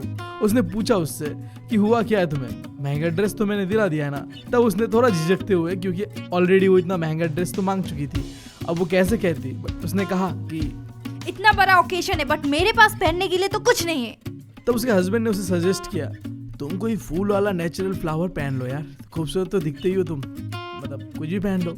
अब इसके जवाब में मेटिल्डा ने कुछ इस तरीके से कहा, मैं नहीं जाऊंगी उस पार्टी में, मेरे पास पहनने के लिए एक अच्छा नेकलेस तक नहीं है। इस हालत में मैं वहाँ जाऊंगी तो मेरी बेइज्जती ही होगी, इससे अच्छा है कि मैं वहाँ ना ही जाऊँ। अब अचानक से मिस्टर लॉइजल के दिमाग में एक ख्याल आया कि तुम्हारा वो दोस्त है ना जो बहुत ही अमीर है, क्या नाम था उसका? नी फॉरेस्टियर, राइट? क्यों ना तुम उसके पास जाओ और कुछ गहने मांग लो, पार्टी के लिए। अब ये सुनने के बाद मैटिल्डा थोड़ा सा खुश हुई, एक्साइटेड हुई। अरे ये तो मैंने सोचा ही नहीं। अब अगले दिन मैटिल्डा अपने दोस्त के घर जाती है और जाके पूरा जो सीन है वो बताती है कि कैसे एक मिनिस्टर के पार्टी में उसे इनवाइट किया गया है, बॉल पार्टी। बट उसने महंगा ड्रेस तो खरीद लिया है, बट पहनने के लिए उसके पास कोई ज्वेलरी है नहीं। तो अगर तुम्हारे पास कोई है तो मुझे प्लीज दे दो, बोरो कर लेता हूँ मैं तुमसे। अब जैसे कोई भी अच्छा दोस्त का मदद करता है, राइट? वहाँ में भी उसके दोस्त फॉरेस्टियर ने मदद किया, उसका प्रॉब्लम को समझा उसका, और अंदर से जाके घर के एक बॉक्स लेके आया ज्वेलरी का और उसके सामने रख दिया कि जो भी तुम्हें पसंद आता है यहाँ से ले लो। अब मैटिल्डा ने उस बॉक्स को खोला, उनमें कई सारे ज्वेलरीज थे, बट उनमें से एक जो मैटिल्डा को काफी पसंद आया, उसके आंखों में एकदम मतलब छा गया वो चीज, एक नेकलेस जिसमें बड़ा सा डायमंड लगा हुआ था। वो डायमंड नेकलेस वो चाहती थी पहनना और पार्टी में लेके जाना। उसने अपने ऊपर उसे ट्राई करके देखा और फिर उसके दोस्त से पूछा क्या मैं ये नेकलेस लेके जा सकता हूँ, और उसके दोस्त ने सरप्राइजिंगली कह दिया जाओ लेके। मतलब भाई साहब, ऐसे अमीर दोस्त ना सबको मिलना चाहिए भाई, मैं बता रहा हूँ सबको मिलना चाहिए। अब दिन आता है वो बॉल पार्टी का, मिनिस्टर के यहाँ मिस्टर एंड मिसेस लॉयजल जाते हैं और वो पार्टी दोनों के लिए काफी सक्सेसफुल रहता है, स्पेशली हमारे मिसेस लॉयजल के लिए तो काफी ज्यादा। उस पार्टी में वो सबसे ज्यादा प्रेटी दिख रही थी, सबसे ज्यादा गॉर्जियस दिख रही थी और सबसे ज्यादा एलिगेंट दिख रही थी। अब इन तीनों का मतलब मुझे नहीं पता, मैंने बस चेप दिया भाई। मजाक कर रहा हूँ यार। ब्यूटीफुल एंड अट्रैक्टिव कह सकते हो, लग रही थी पार्टी के अंदर में वही बस। उस पार्टी में आए हुए जितने भी लौंडे लपेटे थे सब ने उन्हें नोटिस किया, उनके साथ अपना इंट्रोडक्शन कराना चाहा। मिसेस लॉयजल के लिए ये पार्टी काफ़ी एक्साइटेड था, काफ़ी खास था, क्योंकि पहली बार इतने सारे लोगों ने उसका इतना तारीफ किया था। नहीं मतलब देखो, ये चीज़ तो वो डिजर्व भी करते थे। 2 मिनट का तारीफ सुनने के बाद जो आगे उनका लगने वाला था ना जिंदगी का, भाई साहब क्या होता है यार। नहीं अब कर लो, एक्साइटेड हो जाओ, खुश हो जाओ, जो होना है हो जाओ भाई, क्योंकि आगे जाके तो आपके फटने वाले हैं ना मैम। कर लो। उस पार्टी में आए हुए कई और औरतें और मिसेस लॉयजल ने 4 बजे तक डांस किया और उसके बाद वो घर के लिए निकल पड़े। अब देखो 4 बजे का समय था और स्पेशली फ्रांस के अंदर में कितना ठंडा होगा तुम समझ ही सकते हो। तो उसके हस्बैंड ने उसके गले पे एक सस्ता सा कपड़ा लपेट दिया ताकि उसे ठंडा ना लगे। अब इससे मिसेस लॉयजल को थोड़ा सा परेशानी था, क्योंकि देखो उसके सामने में जो आई हुई औरतें थे ना, उन्होंने महंगा फेदर का कपड़ा अपने गले पे लटकाया हुआ था और वहीं पे वो एक सस्ता सा कपड़ा लटकाए, मतलब ये तो बेइज्जती था उनके लिए। तो वो उस जगह से जल्दी निकल जाना चाहते थे ताकि वो औरतें उसे नोटिस ना करे। उसके पति ने कहा कि रुक जाओ यार, मैं कैब बुलाता हूँ, बट उसने सुना नहीं और सीधा आगे बढ़ते गए और एक स्ट्रीट पे दोनों जाके खड़े हो गए। अब रुक रहे थे किसी कैब या कैरेज कुछ भी आ जाए, बट वहाँ कुछ भी नहीं था। सुबह के 4 बजे थोड़ा रुके वहाँ पे वो दोनों, एंड देन फाइनली थोड़ी देर के बाद एक कैरेज आता है। कैरेज यानी कि घोड़ा गाड़ी कह सकते हो तुम। वहाँ पे वो उठते हैं और वो कैरेज उन्हें उनके डोर स्टेप घर पे छोड़ के आता है और वो चले जाते हैं अपने घर के अंदर। एंड देन देखो अब प्रॉब्लम का शुरुआत होता है यही से। देखो मुझे ना ट्रैवलिंग करना बहुत पसंद है। पहली बार जो स्टेट मैंने ट्रैवल किया था वो था मेघालय। मैं गया वहाँ पे और जाके अपने दोस्तों के साथ खुद ही गुम हो गया था। फिर उनके साथ मिला मैं वापस, बट उसके बाद मेरा पर्स गुम हो गया था। वहाँ से मैं फिर गुवाहाटी आया, फिर मेरा घर ही गुम हो गया था। टॉयलेट के अंदर मैं टट्टी कर रहा था और घड़ी को वही छोड़ के निकल गया, समझ रहे हो ना। और उस दिन से जो सिलसिला शुरू हुआ ना भाई, अब मैं जहाँ जाता हूँ कुछ ना कुछ घूम करके आता हूँ। Like it's my fundamental right कि मैं कुछ ना कुछ घूम करके आओ जब भी मैं ट्रैवल करने चाहूँ। इस स्टोरी के अंदर भी कुछ होता है ऐसा। दोनों हस्बैंड एंड वाइफ घर में आते हैं और आखिरी बार अपने कपड़े को हटा के वो अपने खूबसूरती को जब निहार रही होती है ना, तो वो देखती है और चिल्ला उठती है नहीं, क्योंकि अब उसका नेकलेस जो गले में था वो नहीं था। उसका पति ये चिल्लाया हुआ आवाज सुन के दौड़ के आता है और पूछता है क्या हुआ है। मैंने नेकलेस गुम कर दिया। ये कैसे पॉसिबल है, ये तो हो ही नहीं सकता। चारों ओर ढूंढते वो लोग, बट गले में हार नहीं था और वो ढूंढना शुरू करते अपने आसपास घर के कोने कोने पे, बट उन्हें कहीं भी वो नेकलेस नहीं मिल रहा था। दोनों घबराए हुए थे। फिर मिस्टर लॉयजल ने पूछा तुम्हें कुछ याद है कि जब हम मिनिस्टर के घर से बाहर निकले थे तो वो गले पे तुम्हारा नेकलेस था? हाँ, शायद जब हम बाहर निकले थे तब भी वो मेरे गले में था। अगर ये नेकलेस रास्ते पे गिरा होता तो हमें पक्का आवाज सुनाई देता उस चीज का। पक्का ये नेकलेस उस कैरेज के अंदर गिरा है। हाँ, हो सकता है। तुमने उसका नंबर ध्यान से देखा था? नहीं, मैंने नोटिस नहीं किया था। क्या तुमने नोटिस किया था? नहीं। अब मिस्टर लॉयजल दोबारा तैयार होते और कपड़ा वपड़ा पहन के निकल पड़ते ढूंढने के लिए वो नेकलेस को, कि वो कहाँ गिरा था वो नेकलेस। वो जहाँ से वापस आए थे वो जगह पे वो जाके ढूंढते, बट उन्हें कहीं भी नहीं मिलता वो नेकलेस। फिर वो जाते हैं पुलिस स्टेशन में, कंप्लेंट लिखाते हैं उनके नेकलेस का, और आखिर में वो जाके न्यूज़पेपर पे जाके एक एडवर्टाइजमेंट टाइप का कुछ चिपकाते हैं कि अगर किसी को मिले तो उसे एक रिवॉर्ड दिया जाएगा इसके बदले में। बट इन चीज़ों का कोई फ़ायदा नहीं होता है। वो पूरा दिन ढूंढते हैं और आखिर में शाम होते होते वो घर आते हैं निराशा के साथ, एक शकल में क्या कहूँ यार, दुखी था, क्योंकि अब इतना महंगा नेकलेस गुम चुका था उनके हाथों से। अब कोई ऑप्शन नहीं था कि करे तो करे क्या। उसके पत्नी को उसने कहा तो अपने दोस्त को एक लेटर लिखो और कहना कि जो नेकलेस है उसका जो हुक है वो टूट गया है और मैं रिपेयर करके कुछ दिनों में ही नेकलेस तुम्हें वापस कर दूंगा। और उसकी पत्नी जैसा उसके पति ने कहा था बिल्कुल ऐसा ही किया, एक लेटर लिख के उसके दोस्त को भेज दिया। अब 1 मिनट रुको और मेरी बात सुनो, ये क्या है तो मुझे बता सकते हो? बस 29% लोगों ने सब्सक्राइब किया चैनल को, बाकी लोग कर क्या रहे हैं? तुम लोग शादी में आए हो? हाँ, मेरी तरफ से मैं इतना एफर्ट डाल रहा हूँ और तुम लोगों की तरफ से तुम एफर्ट ही नहीं डाल रहे हो यार। तुम्हें पता नहीं है कि इस चैनल के बारे में सिंगल बाबा का श्राप लगा हुआ है इस चैनल में। जो भी आज तक बिना सब्सक्राइब करके गया है ना, वो सिंगल ही मरा है। मुझे ही देख लो यार। देखा आपने लापरवाही का नतीजा है। मैं मजबूर था बट तुम नहीं हो, तो सब्सक्राइब जरूर करना चैनल को। 1 हफ्ते बीत चुके थे बट वो नेकलेस का कोई आता पता नहीं था। उन्होंने गिव अप कर दिया था। अब कोई उम्मीद था नहीं कि वो नेकलेस दोबारा मिल सकता है। वो गए एक शॉप पे जहाँ उन्हें दिखा कि बिल्कुल उसी तरीके का एक नेकलेस था। उन्होंने पूछा कि कितना दाम है इसका, तो उसका दाम था लगभग 40,000 फ्रैंक। लिटरली बहुत ज़्यादा था यार, बहुत ज़्यादा। थोड़ा बहुत डिस्काउंट लगाने के बाद 36,000 फ्रैंक में उन्हें वो नेकलेस मिल जाता। बट वो अमाउंट तो बहुत बड़ा था यार, 36,000 यार। इंडियन रुपीस में तुम अगर कन्वर्ट करो ना तो लगभग 30 लाख के आसपास होता है ये अमाउंट। बाय गॉड, एक मिडिल क्लास क्लर्क के लिए 30 लाख के आसपास, यानी कि 36 फ्रैंक मामूली चीज़ नहीं था। देखो इस समय हमारे भाई के पास थे सिर्फ 16,000 फ्रैंक्स, वो भी उसके बाप के दिया हुआ पैसा था, और बाकी जो पैसा है उसने उसे उधारी से जैसे तैसे कैसे कैसे बट बस मैनेज किया भाई। मैनेज करने के बाद वो गए उस शॉप पे और जो भी पूरा अमाउंट था 36,000 फ्रैंक वो डिपॉजिट किया और वो नेकलेस को खरीद लिया और उसके पत्नी को दे दिया कि जाओ अपने दोस्त को दे के आओ और ये प्रॉब्लम को ख़त्म करो यहाँ पे। बट यहाँ प्रॉब्लम ख़त्म थोड़ी होने वाला था, अब तो प्रॉब्लम का शुरुआत होता है। देखो उसकी पत्नी जाती है और जाके वो नेकलेस उसके दोस्त को दे देती है और उसके दोस्त खोल के देखती तक नहीं है वो बॉक्स को, डायरेक्ट ले लेती है और वापस वो घर आ जाते हैं। और अब शुरू होता है वो समय जब उनका दिन मतलब बहुत ही बुरा जाने वाला था, लाइक बहुत ही बुरा। इसके बाद अब दोनों का पता चलेगा कि ज़रूरत क्या चीज़ होता है। देखो हम भी कंफ्यूज रहते हैं कभी कभी, वांट्स और नीड्स में क्या फ़र्क होता है। कुछ चीज़ें होता है जो हमें चाहिए उसके बिना हम नहीं जी पाते, दैट्स कॉल्ड नीड, राइट। और वांट्स क्या है, जो चीज़ हमें चाहिए नहीं बट वो हमारी चाहत है। ये भी मिल जाता तो ठीक है, आईफोन मिल जाता तो ठीक है, एक बड़ा सा गाड़ी होता तो ठीक था, बट वो होता है वांट्स। और नीड्स होता है जो चाहिए, बिना खाना बिना पानी बिना घर के कैसे रहोगे। अब देखो यहाँ भी कुछ ऐसा प्रॉब्लम होता है। मैटिल्डा का बात करूँ तो वो औरत जो पहले बड़े बड़े ख्वाबें देखा करती थी, लग्जरियस लाइफ जीने का सपने देखा करती थी, आज उसके साथ क्या हो गया, उसने अपने घर के नौकर को निकाल दिया, मेट को, और अब वो घर के जितने भी काम है सब करती थी, चाहे घर का बर्तन मांजना हो या फिर कपड़े धोना हो। मतलब लिटरली जिंदगी बदतर हो चुका था। पैसे बचाने के लिए जिस घर में वो रहते थे वो चेंज करके उन्हें एक दूसरा घर लेना पड़ा, बहुत ही छोटा, एक एटिक के ऊपर।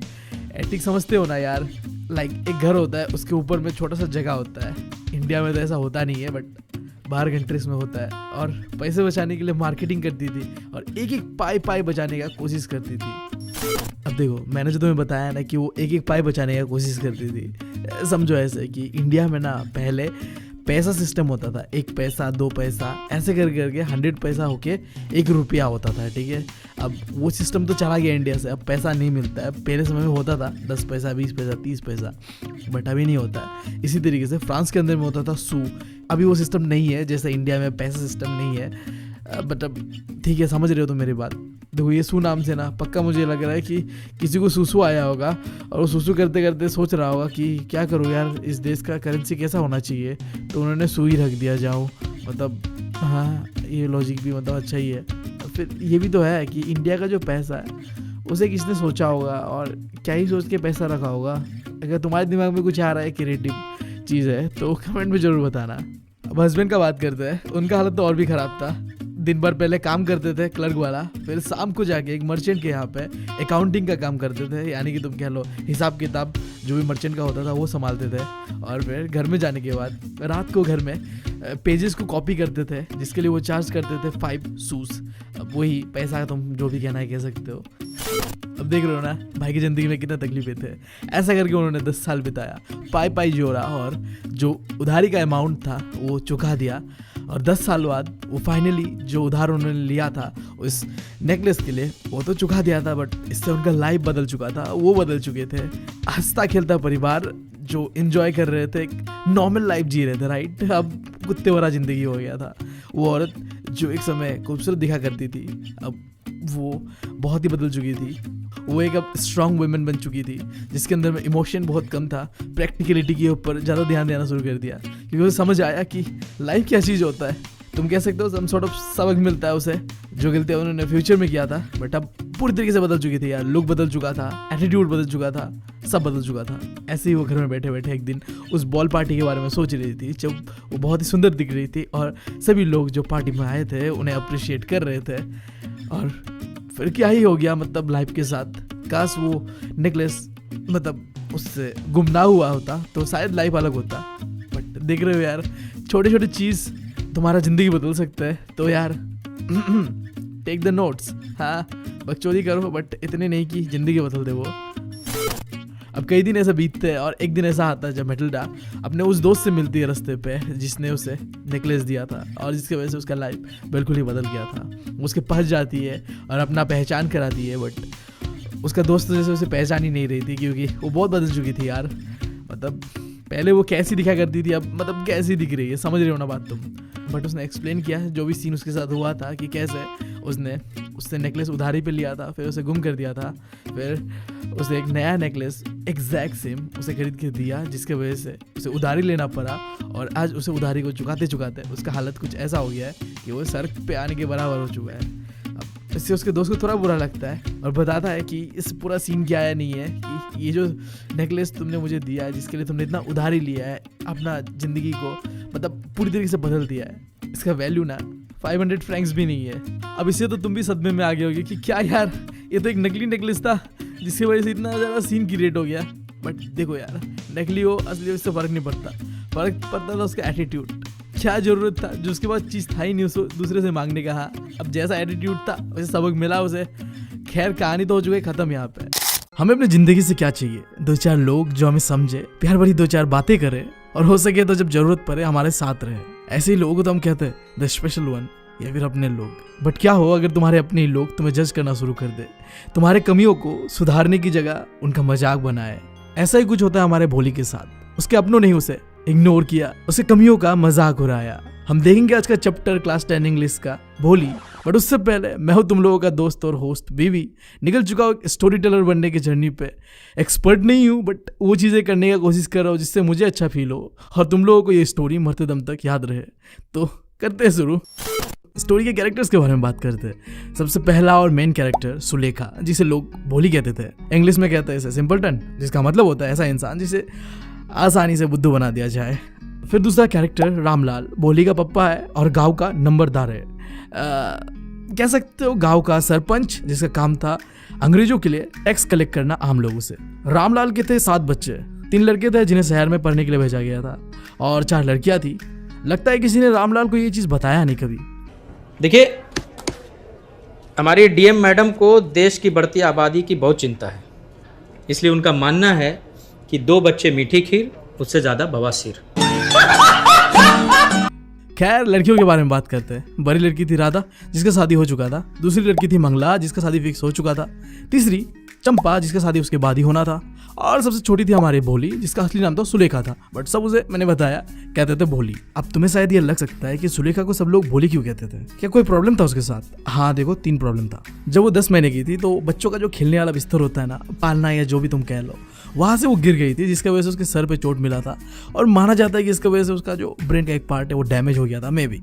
फिर जब वो 2 साल की हुई तो वो देखने में प्यारी थी, सुंदर थी, बट उसे होता है स्मॉल फॉक्स, जिसके कारण उसके चेहरे पे काले काले धब्बे हमेशा के लिए रह गए और जिसकी वजह से वो देखने में उतनी प्यारी, उतनी सुंदर नहीं लगती थी। और आखिरी चीज़, जब वो बड़ी हुई तो उसके साथ एक प्रॉब्लम होता है यार, वो हकला के बोलती थी बातें। ये मुंह से सुपारी निकाल के बात कर रहे बाबा।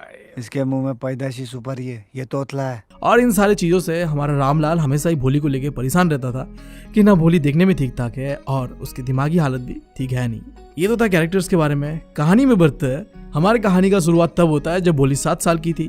उसकी बहन मंगला का शादी हो चुका था और उसी समय गांव के अंदर में एक प्राइमरी स्कूल खुला था जिसका ओपनिंग सेरेमनी पे आया था तहसीलदार साहब। अब तहसीलदार यानी कि रेवेन्यू ऑफिसर कह सकते हो। देखो, नंबलदार जो होता है वो गाँव का सरपंच होता है, हेड होता है, जो कि टैक्स कलेक्ट करता था आम लोगों से और कलेक्ट करके देता था तहसीलदार को। और ये तहसीलदार था रेवेन्यू ऑफिसर जो रेवेन्यू को कलेक्ट करके अंग्रेजों तक पहुंचाता था। तो यही था ये सीन।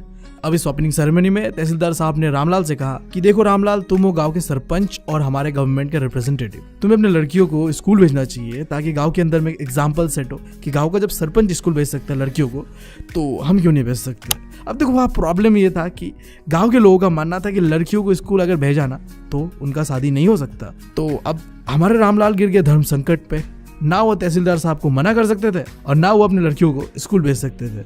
अब इस प्रॉब्लम को उसने अपने पत्नी को बताया और उसके पत्नी ने कुछ ऐसा कहा, हाँ तो आप भोले को काहे स्कूल नहीं भेज देते? वैसे भी उस बदसूरत और कमअक्ल लड़की से कौन ही शादी करेगा? तू क्या बोल रही है? अक्कल है? अबे ये औरत कैसी है यार, अपनी बेटी के बारे में ऐसा सोचती है।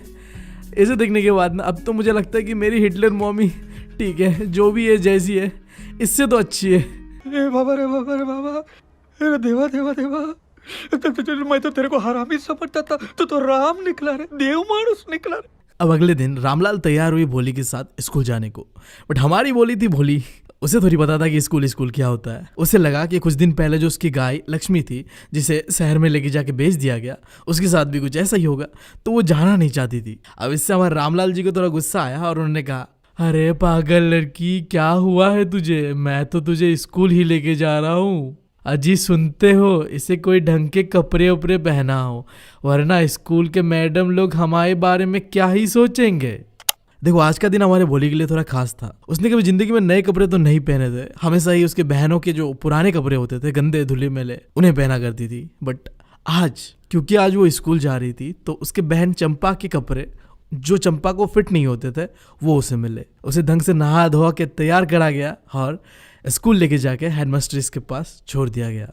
अब इमेजिन करो वो दिन जब तुमने पहली बार स्कूल के अंदर में एंटर किया था, अपनों से दूर, अपने मम्मी से दूर, अपने पापा से दूर, अनजान लोगों के साथ अनजान दोस्त बनाना काफी डिफिकल्ट होता है, राइट? मेरा हाल तो बहुत ही गंदा था। आज भी मेरी मॉम कह के मुझे चिढ़ाती है। क्लास के अंदर में एंटर करने के बाद जैसे ही मॉम चली जाती है ना, मैं जो रोना शुरू करता हूँ ना भाई, मिट्टी में गिर गिर के रोता हूँ। कोई मुझे संभाल नहीं पाता है। ना चाहते हुए आखिर में मैम को, मेरी मॉम को बुलाना होता है और फिर हम घर चले जाते हैं।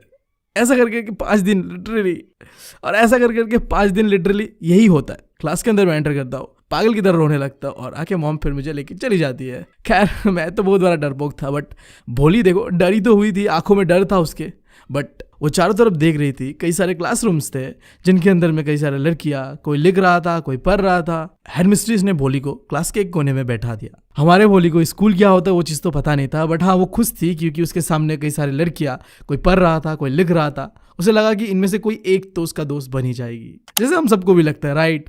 पहला दोस्त। आई डोंट नो तुम लोगों को पहला वो दोस्त याद होता होगा कि नहीं होगा, या तुम्हारे साथ हो आज भी, वो बताना कमेंट्स में।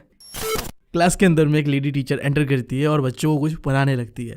बट हमारा भोली का तो पहला दिन था ना, तो उसे कुछ समझ नहीं आ रहा था कि ये क्या पढ़ा रहा है। वो चारों ओर क्लास के देख रही थी और उसने क्लासरूम के दीवारों पे कुछ पिक्चर्स देखा। लाइक एक ब्राउन हॉर्स दिखा उसे, जो उसके जो तहसीलदार साहब थे उसके हॉर्स जैसा ही था। एक काली बकरी का पिक्चर जो कि बिल्कुल उसके पड़ोसी की बकरी की तरह ही दिख रही थी। एक हरा तोता जो कि उसके आम के बगीचे में जो तोते आते थे उसी की तरह था। और एक गाय का पिक्चर जो कि बिल्कुल उसके लक्ष्मी की तरह दिख रहा था। वो इन चीज़ों को ऑब्जर्व कर ही रहा था। अचानक से एक मैम उसके पास आती है और कहती है, बेटा तुम्हारा नाम क्या है? भो भो भो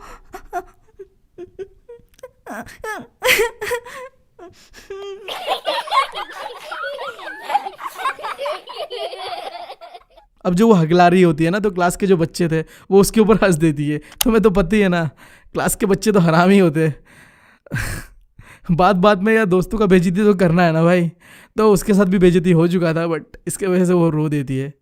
एंड देन थोड़ी देर में स्कूल का घंटी बजता है और जितने भी लड़कियां थे वो दौड़ दौड़ के अपने घर की ओर निकल पड़ते हैं। बट हमारा भोली बहुत अपसेट, बहुत दुखी एक कोने पे बैठा हुआ था। अब वो लेडी टीचर वापस आई और उससे पूछा, बेटा उठो, अब बताओ तुम्हारा नाम क्या है? बहुत ही मीठे और प्यारे वाले वॉइस में, यार तुम्हें तो पता ही होता है ना इंग्लिश वाले टीचर कितने क्यूट होते हैं।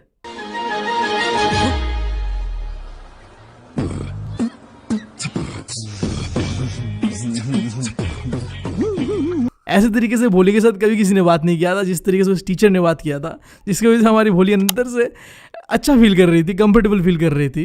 क्योंकि तुम्हें तो पता ही है ना यार, अगर तुमसे कोई प्यार वाली बातें कर ले तुम कितना अच्छा फील करते हो, कितना कंफर्टेबल फील करते हो उसके साथ, राइट? भो भो भो भो भो हाँ हाँ बेटा, कोशिश करो बोलने की। चलो चलो। भो भो भो भोली। बहुत अच्छा बेटा, अपने डर को दिल से निकाल दो और बोलने की कोशिश करो, फिर तुम भी सबकी तरह बोलने लगोगी। सही में? हाँ हाँ ज़रूर, लेकिन उसके लिए तुम्हें हर रोज़ स्कूल आना पड़ेगा। ये लो, इस किताब को पढ़ना। इसमें कुत्ते, बिल्ली, भेड़, बकरियों का पिक्चर्स है और उसके साथ नाम भी है। तुम 1 महीने में इस किताब को ख़त्म करो, फिर मैं तुम्हें इससे भी बड़ी किताब दूंगी और फिर तुम उसे भी कंप्लीट कर लोगे, फिर मैं उससे भी बड़ी किताब दूंगी। ऐसे करते करते तुम गांव की सबसे पढ़ी लिखी लड़की बन जाओगी और फिर तुम बिना डरे बोलने लगोगी। so cute! भाई यार ऐसी टीचर तो मैं भी डिजर्व करता हूँ। इतनी अच्छी टीचर कैसे ही हो सकता है कोई। मुझे मेरी क्लास 12 की इकोनॉमिक्स मैम का याद आ गया। नई नई पोस्टिंग हुई थी उसकी। प्री बोर्ड तो तुम्हें पता ही है बेकार का होता है, कोई काम तो होता नहीं है प्री बोर्ड का, और मैं पढ़ा भी नहीं था उस समय, तो मैंने लेटर लिख के दे दिया था मैम को। उसके बाद बहुत ज़्यादा सीन हो गया था। इस वीडियो में बात नहीं करते उसके बारे में, किसी और वीडियो में बात करेंगे। हम बढ़ते स्टोरी पे। पता नहीं मैं ऐसी चीज़ें क्यों ही करता हूँ, बट उस समय मोटिवेशन आ जाता है यार, समझो।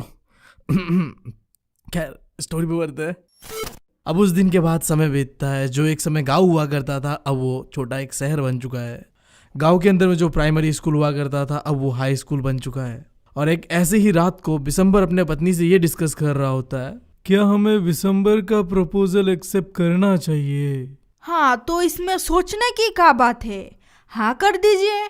इससे अच्छा रिश्ता कहाँ ही मिलेगा हमारी भोली को। पति का इतना बड़ा दुकान है, अपना घर है, सुना है हजारों रुपया बैंक में है, और साथ ही साथ दहेज तक नहीं ले रहे। पर वो तो मेरे ही उम्र का है, ऊपर से वो लंगड़ा भी है। उसकी जो पहली पत्नी थी उसके बच्चे भी बड़े बड़े हो चुके हैं। हाँ तो इसमें क्या है, 45 हो या 50, लड़कों का कोई शादी करने का एज नहीं होता। वैसे भी हम बहुत खुशकिस्मत है कि वो दूसरे गांव का है। उसे तो पता भी नहीं है हमारी भोली के मुंह में दाग धब्बे है, और वो दिमाग से भी कम अकल है। पागल औरत, तुझे अक्ल है? तू क्या बोल रही है? अक्ल है? अगर हम इस रिश्ते को ठुकरा दे तो फिर हमारी भोली ऐसे ही कुंवारी रह जाएगी। हाँ पर मैं सोच रहा था कि हमारी भोली क्या बोलेगी। वो क्या बोलेगी, वो तो गूंगी गाय जैसी है। अब ये सारे बातें जो रामलाल अपनी पत्नी के साथ कह रहा था, घर के कोने में बैठे भोली ये सारी चीजें सुन रही थी।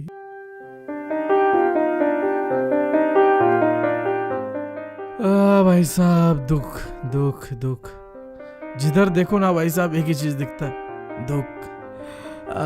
काश कोई हमारे जिंदगी में डोरेमोन बन के आता और जिंदगी संवार देता, एक नई बहार देता। सही बात है। खैर मैं ये बता रहा था कि वो जो दिन था जिस दिन भोली पहली बार स्कूल गई थी, उसके बाद सीन डायरेक्ट शिफ्ट होता है कई सालों बाद, जब भोली बड़ी हो चुकी थी, उसका उम्र हो चुका था शादी करने का, और कोई विशंबर नाम का बुड्ढा था जो कि भोली से शादी करना चाहता था। और भोली का माँ और बाप ये डिस्कस कर रहा था कि भोली को शादी दे या ना दे। डिस्कस क्या यार, माँ को तो देख के नहीं लगा, वो डिस्कस कर रहा था, बट जो भी हो उसकी शादी का बात चल रहा था, ठीक है। अब देखो आगे होता है क्या। अब 1 मिनट रुको और मेरी बात सुनो। ये क्या है तुम मुझे बता सकते हो? बस 29% लोगों ने सब्सक्राइब किया चैनल को, बाकी लोग कर क्या रहे हैं? तुम लोग शादी में आए हो। हाँ, मेरे तरफ से मैं इतना एफर्ट डाल रहा हूँ और तुम लोगों की तरफ से तुम एफर्ट ही नहीं डाल रहे हो यार। तुम्हें पता नहीं है कि इस चैनल के बारे में सिंगल बाबा का श्राप लगा हुआ है इस चैनल में। जो भी आज तक बिना सब्सक्राइब करके गया है ना, वो सिंगल ही मरा है। मुझे ही देख लो यार। देखा आपने लापरवाही का नतीजा है। मैं मजबूर था बट तुम नहीं हो, तो सब्सक्राइब जरूर करना चैनल को।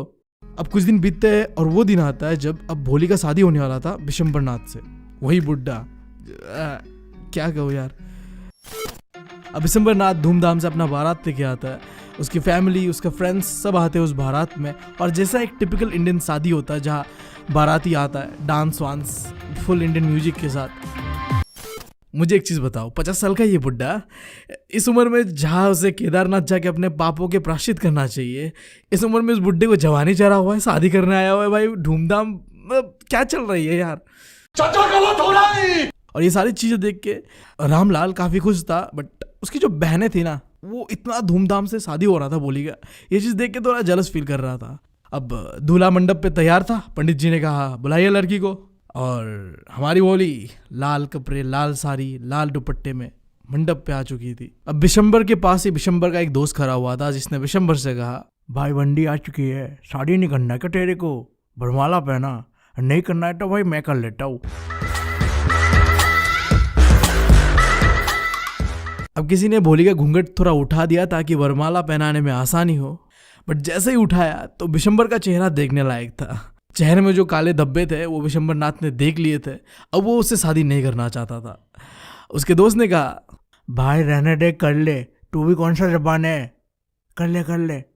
बट विशंबर नाथ भोली के चेहरे पे ये काले धब्बे देखने के बाद उसे शादी नहीं करना चाहता था। अब विशंबर नाथ एक ही शर्त पे शादी करता, अगर उसे 5,000 रुपया दहेज पे मिलता तब। अब जैसे ही विशंबर नाथ ने ये चीज़ कहा, रामलाल ने अपने पगड़ी उतार के उसके पैरों पे रख दिया। देखो, एक बेटी का बाप का सबसे बड़ा इज्जत उसके पगड़ी में होता है। अब जब वो उठा के उसके सामने रख देता है और हाथ फेरा के ये कहने लगता है कि मेरे पास 2,000 रुपया, ये ले लो और शादी कर लो। बट विशंबर नाथ तैयार नहीं था इस चीज़ से। उसने सीधा कह दिया, या तो 5,000 रुपया दो या हम वापस चले जाएंगे। बाप के पास कोई ऑप्शन थोड़ी होता है। अब कैसे तैसे वो मैनेज करता है और 5,000 रुपया उसके पैरों पे फेंक देता है। अब जैसे विशंबर नाथ को पैसे मिलते हैं, विशंबर नाथ एक लालची और हैवानियत भरे चेहरे से हंसी देता है और शादी के लिए तैयार हो जाता है। अबे साले, अब मुझे समझ में नहीं आ रहा भाई, इस 50 साल के बुड्ढे को किस बात के 5,000 रुपये चाहिए शादी करने के लिए, वो भी जवान लड़की को यार।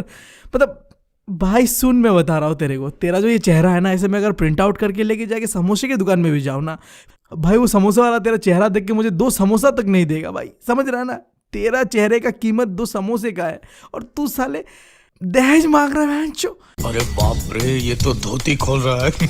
अब जैसे विशंबर भोली के गले पे वरमाला पहनाने वाला होता है, भोली उसे रोक देती है, जिस वजह से वो वरमाला सीधा जाके उस मंडप के अंदर में जो आग था उसके अंदर गिरता है। और पहली बार अब भोली ने ऐसा कुछ कह दिया था जिसके बारे में उस शादी में आए हुए किसी ने भी एक्सपेक्ट नहीं किया था। पिताजी, आप पैसे वापस ले लीजिए, मैं इस इंसान से शादी नहीं कर रही। उस शादी में आए जितने लोग थे, चाहे वो भोली का बाप हो, माँ हो, भोली का बहन या भाई या पड़ोसी, रिश्तेदार, सब वो देख के सदमे में थे कि कैसे भोली बिना अटके, बिना रुके बोल पा रही है। और इसी बीच भोली का बाप ये कहता है, भोली कम से कम हमारे इज्जत के बारे में तो सोच। आपकी इज्जत की खातिर ही तो मैं इस बूढ़े और लंगड़े इंसान से शादी करने जा रही थी, लेकिन ऐसे लालची और मतलबी इंसान को मैं अपना पति नहीं मान सकती। उस शादी में आए कुछ लोग फुसफुसा रहे थे भोली के बारे में कि कैसी बेशरम लड़की है। हाँ, कैसी बेशरम लड़की है। हम सब ने तो सुना था ये गूंगी गाय है, अभी देखो। हाँ आंटी, आप सबको ये लगता है ना कि मैं गूंगी गाय हूँ, इसलिए आप मेरा हाथ इस जानवर के हाथ में दे रहे थे, लेकिन अब मैं वो गूंगी गाय हूँ जिसने बोलना सीख लिया है। और कुछ सुनना चाहते हैं आप सब? अब देखो, भोली का ऐसा दुर्गा माँ का रुद्र अवतार देखते हुए हमारे विशंबर नाथ का तो फट गया था भाई। अब उसे पता चल चुका था कि अगर मैं और रुका ना तो अपने ही शादी में पेला जाऊंगा, तो उससे अच्छा मैं चला ही जाता हूँ। तो विशंबर नाथ ने अपना समझदारी का इस्तेमाल करते हुए पतली गली की ओर निकल दिया। और रामलाल भोली से अब कहता है, पर बेटी अब तुम्हारा क्या होगा, अब ना कोई तुमसे शादी करेगा, अब क्या होगा तुम्हारा? पिताजी, आप चिंता मत करिए, आप और माँ जब बूढ़े हो जाओगे तो मैं आप लोगों का देखभाल करूँगी और मैं वही स्कूल में पढ़ाऊँगी जहाँ पे मैंने पढ़ना सीखा था, है ना मैम? अब ये सारा ड्रामा जो भी शादी का चल रहा था, ये कोने में बैठे हुए भोली का जो मैडम जो पहली बार उससे मिली थी, जिसने उसे बोलने के लिए इनकरेज किया था, वो एक कोने में खड़े होके ये सारी चीजें सुन रही थी। यस भोली, ऑफ कोर्स। और भोली की टीचर के आंखों में दिख रहा था वो खुशी, वो सेटिस्फेक्शन जो एक मास्टरपीस बनाने के बाद एक क्रिएटर फील करता है। लाइक देखो, कभी तुमने केक ट्राई किया है खुद से बनाने का, और बनने के बाद चाहे कैसा भी बनाओ तुम्हें खुशी फील होता है ना, कुछ ऐसा ही फील हो रहा था उसके टीचर को, क्योंकि अब भोली समझदार हो चुकी थी, बहादुर हो चुकी थी, और उसने अब बोलना सीखा था बिना डरे, बिना घबराए और बिना हकलाए।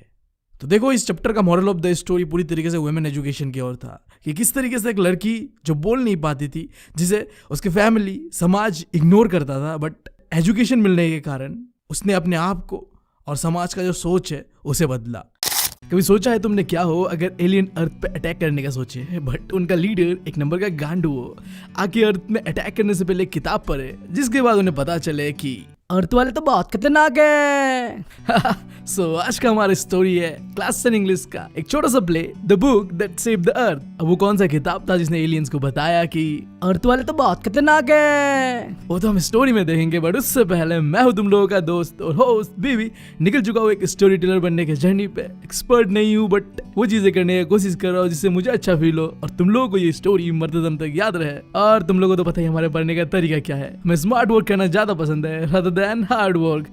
तो आओ करते हैं इस चैप्टर को डिकोड ऐसे जैसे हम लियोनार्डो दा विंची के पर पोते। कैरेक्टर्स की बात करते हैं। इस प्ले के अंदर में टोटल 6 कैरेक्टर्स है। पहला एक हिस्टोरियन जो कि बता रही होती है कि किस तरीके से एलियंस ने अर्थ के अंदर में अटैक करने की कोशिश किया। दूसरा the great mighty think tank, नाम पे मत जाना, कोई जीनियस नहीं है, हाँ एलियंस लोग का लीडर था बट एक गांडू कह सकते हो तुम। फिर तीसरा कैरेक्टर है नूडल, अब इसे तुम एक जीनियस कैरेक्टर कह सकते हो लाइक मी। ओ सॉरी, अपना तारीफ नहीं करना होता वीडियो में। और ठीक है, ये तो ऑफ द स्क्रिप्ट हो गया, नहीं ये नहीं करना होता है। फोर्थ कैरेक्टर जो कि एक फीमेल है, captain omega. And fifth character lieutenant iota जो कि एक फीमेल है फिर। और आखिरी कैरेक्टर सार्जेंट। भाई नाम गलत रख दिया इन्होंने, देखो ये एक मेल है, लिटरली कहते हुए मुझे शर्म लग रहा है। जिसका रखना चाहिए था ना, उन्हें तो फीमेल वाला नाम दे दिया, और जिसका नहीं रखना चाहिए था ना, उसका नाम मेल वाला रख दिया। खैर कुछ नहीं कर सकता, हम स्टोरी पे सीधा बढ़ते अभी। सो हमारे कहानी का शुरुआत होता है आज से 400 साल बाद फ्यूचर के अंदर में। कुछ ज्यादा नहीं हो गया समय, कुछ ज्यादा आगे चले गए हम, बट कोई ना। जगह है एक पुराना म्यूजियम, नाम है म्यूजियम ऑफ एंशिएंट हिस्ट्री, जहाँ एक हिस्टोरियन प्रोजेक्टर पे दिखाते हुए 20th सेंचुरी जो कैसा था नहीं था उसे बता रही होती है। गुड आफ्टरनून, स्वागत है आपका the museum of ancient history में और मेरे डिपार्टमेंट में। क्या आपको पता है 20th सेंचुरी को द एरा ऑफ बुक कहा जाता है, क्योंकि उस समय हर एक छोटी से छोटी चीज के ऊपर किताबें पाया जाता था जिसे लोग पढ़ते थे और उसके बारे में जानते थे। अब ऐसा ही एक किताब हमारे अर्थ को बचाता है मार्शियन इन्वेजन से इन 2040। अब आप सबको लग रहा होगा कि ये कौन सा किताब है, क्या नाम है उस किताब का। इसे जानने के लिए हम अब स्टोरी पे चलते हैं। वाह भाई वाह, कहानी के अंदर कहानी, क्या बात है, क्या बात है। तो हमारी कहानी का शुरुआत होता है एक स्पेसशिप जो कि अर्थ से दूर बट मार्स के पास, एक मार्स स्पेस कंट्रोल से। पास ही में एक साइन बोर्ड जहाँ लिखा हुआ है कि ये है मार्स स्पेस कंट्रोल, और यहाँ कौन पाया जाएगा तुम्हें पता है, the great mighty think tank. और अगर आपको इस स्पेस कंट्रोल के अंदर आना है, एंटर करने से पहले सिर झुकाए फिर अंदर आए। खैर ये साइन बोर्ड को दूर में रखते हैं। इस मार्स स्पेस कंट्रोल के अंदर में थे 2 मार्शियन। अब देखो कंफ्यूजन मत होना, मार्शियन और अर्थलिंग क्या है। मार्शियन यानी इस स्टोरी में कहा गया है जो एलियन मार्स से अर्थ को अटैक करने आने वाले हैं, वो है मार्शियन। और अर्थलिंग्स यार हम लोग है, अर्थ में रहने वाले लोग। खैर जो पहला एलियन है वो है मार्शियन का लीडर, जिसका नाम है the great mighty think tank. तो इन शॉर्ट थिंक टैंक कह सकते हो, जो देखने में एकदम अंडे की तरह है, बट उसे तो लगता है कि वो बहुत हैंडसम है। आई डोंट नो क्यों, बट अब उसे लगता है तो लगता है ना यार, ओवर कॉन्फिडेंस आदमी को हम क्या ही कह सकते हैं। और उसी के पास खड़ा हुआ है एक दूसरा एलियन जिसका नाम है नूडल। अब देखते हैं इन दोनों के बीच एक कन्वर्सेशन चलता है, वो क्या है नहीं है। ओ ग्रेट माइटी थिंक टैंक, इस ब्रह्मांड के सबसे बुद्धिमानी और शक्तिशाली प्राणी, क्या ऑर्डर है आपका। नूडल झुक के तो तुमने सलाम किया ही नहीं, दोबारा करो। हाँ जरूर सर जरूर। ओ माइटी थिंक टैंक, इस यूनिवर्स के सबसे शक्तिशाली और पावरफुल क्रीचर, मार्स के शासक, क्या हुक्म है आपका। हाँ अब बढ़िया था नूडल। मैं चाहता हूँ कि तुम कम्युनिकेशन बैठाओ उस स्पेसशिप के साथ जो इस छोटे से प्लैनेट पे गया हुआ है। क्या नाम था उस प्लैनेट का? अर्थ माय लॉर्ड। हाँ हाँ ऑफ कोर्स अर्थ। बिल्कुल ही बेकार सा जगह, बट इससे पहले एक आईना लेके आओ, हम उससे बातें करेंगे, कंसल्ट करेंगे। जैसी आपकी मर्जी सर। हे आईने, तू ये बता कि इस ब्रह्मांड में सबसे बुद्धिमान कौन है? आप सर। हाँ, ये क्या तरीका था इतने धीरे धीरे? अगली बार इतने धीरे धीरे नहीं। अब उस आईने को देखते हुए जो मार्शियन लीडर था, the great and mighty think tank, वो कहने लगता है कि देखो हम मार्शियन तो कितने हैंडसम है, अर्थ वालों की तरह नहीं जिनका दिमाग और सर बहुत ही छोटा होता है। अरे सब ये कौन सा सेंस है बताओ? दिमाग बड़ा होता है तो क्या अकल भी बड़ा होगा? जरूरी नहीं है ना भाई। तुम्हें तो पता है ना, human are the most intelligent creature right now. हाँ, बट अभी उसे लग रहा है कि मार्शियन लोग सबसे ज्यादा इंटेलिजेंट क्रिएचर है, और स्पेशली वो तो बहुत ही ज्यादा इंटेलिजेंट है। अब भाई मैं इस माइटी थिंक टैंक को बस इतना ही कहना चाहूंगा, कुत्ता पाल लो, बिल्ली पाल लो या सांप पाल लो, कुछ भी पाल लो, बट गलत फहमी मत पालो यार। ये क्या तरीका है? ऐसे वैसे हग रहे हो तुम। खैर आगे बढ़ते हैं। अब वो नूडल को कहता है कि अगर तुम भी इंटेलिजेंट बनना चाहते हो तो थोड़ा एक्सरसाइज करो, तुम्हारा सर भी मेरी तरह बड़ा हो जाएगा और तुम भी एक इंटेलिजेंट क्रिएचर बन जाओगे। चलो नूडल, अब हमारा कांटेक्ट करवाओ उस स्पेसशिप के साथ जो चुपके से अर्थ पे जाके अर्थ के बारे में पता कर रहा है। मैं लंच करने से पहले चाहता हूँ कि इस पुराने से गोले अर्थ को इन्वेट कर लूँ। हाँ जरूर सर। अभी देखो आगे सीन शिफ्ट होता है और अर्थ के अंदर में एक सेंट्रल लाइब्रेरी के अंदर 3 मार्शियन आए हुए थे। तुम्हें नाम याद होता होगा इन तीनों का, captain Omega, lieutenant Iota and sergeant oops. तीनों लाइब्रेरी की किताबों को इस तरीके से देख रहे थे, इस तरीके से देख रहे थे जैसे वो किताबें ना हो भाई, उनके एक्स के याद थे कंधे, जिसे देख के उनका गांड सच में फट रहा था।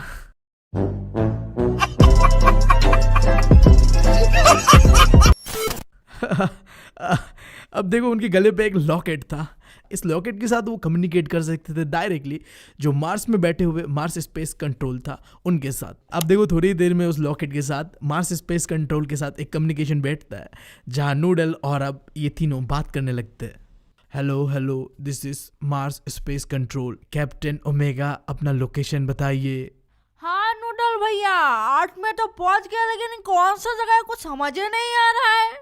अरे लेफ्टिनेंट आयोटा, तुमको कुछ बुझा रहा है ये हम कहाँ पे है? अपने को भी कुछ समझ में नहीं आ रहा है यहाँ क्या हो रहा है, क्या है ये सब। अपन सारी चीजों को खुरेद मुरेद के देख चुका है, पर समझ ही नहीं आ रहा है कि है क्या साला। अपन को लगता है ये कोई स्टोरेज फैसिलिटी होता होगा जहाँ सामान वामान रखते हैं लोग। ए तेरे को क्या लगता है वे सार्जेंट उप्स? अरे आमी की बोलबो, 60 गैलेक्सी घूम लिया पर ऐसा जगह कोई नहीं देखा। ये सामान लोग को देख के लगता है माथा में पहनने वाला टोपी होगा, शायद इसको पहन के दुनिया में लोग बांग्ला डांस करता है। लगता है ये हमें the great mighty think tank से ही पूछना पड़ेगा, वही इतना बुद्धिमान है, वही बताएंगे। अरे ये तो बहुत आसान सा चीज है ओमेगा, हाथ पे एक सामान उठाओ और थोड़ा पास लेके आओ ताकि मैं देख पाऊँ क्या है वो चीज। मैं समझ गया, ये पक्का कोई खाने वाला चीज है। ये अर्थ में रहने वाले लोग तो एक नंबर के खौरे हैं। तो ये जगह पक्का कोई खाने पीने वाला जगह होगा, और तुम्हारे हाथ में जो वो चीज़ है ना, वो शायद कोई सैंडविच होता होगा, क्योंकि अर्थ में रहने वाले लोग तो दिन भर सैंडविच ही खाता रहता है। ध्यान से देखो उस चीज़ को, ऊपर नीचे ब्रेड के स्लाइसेस है और अंदर में कुछ डाला हुआ है, इसी को तो कहते हैं सैंडविच। अबे ये इंसान कितना बड़ा भुरमुंजी है यार, ये किताब को सैंडविच कह रहा है। मैं तुम लोगों से कह रहा था ना इसके सर के साइज पे मत जाओ, एक नंबर का गांडू है ये, इसलिए मैं कह रहा था इसे पहले से ही एक गांडू है ये। देखो आगे करता क्या ये। अरे ओमेगा, कंफर्म करने के लिए तुम इसे एक बार खा के देखो। हम तो घर से सुबह सुबह ही लिट्टी चोखा खा के आए। अरे ओ लेफ्टिनेंट आयोटा, तुमने तो सुबह से कुछ नहीं खाया है, खा लो जरा इसे। अपन को खाना पड़ेगा। अपन खा तो लेती, लेकिन अपन सर्जन को छोड़ के कैसे खा सकती है? ए सार्जन तू खा ले। अभी देखो घूम फिर के ना लड़कों का ही चूतिया काटता है आखिर में। तो आखिर में बचा हुआ था हमारा सार्जेंट उप्स। अब मजबूरन सार्जेंट उप्स को वो किताब, आई मीन टू से वो सैंडविच खाना पड़ा, और वो बहुत ही भद्दा टेस्ट कर रहा था।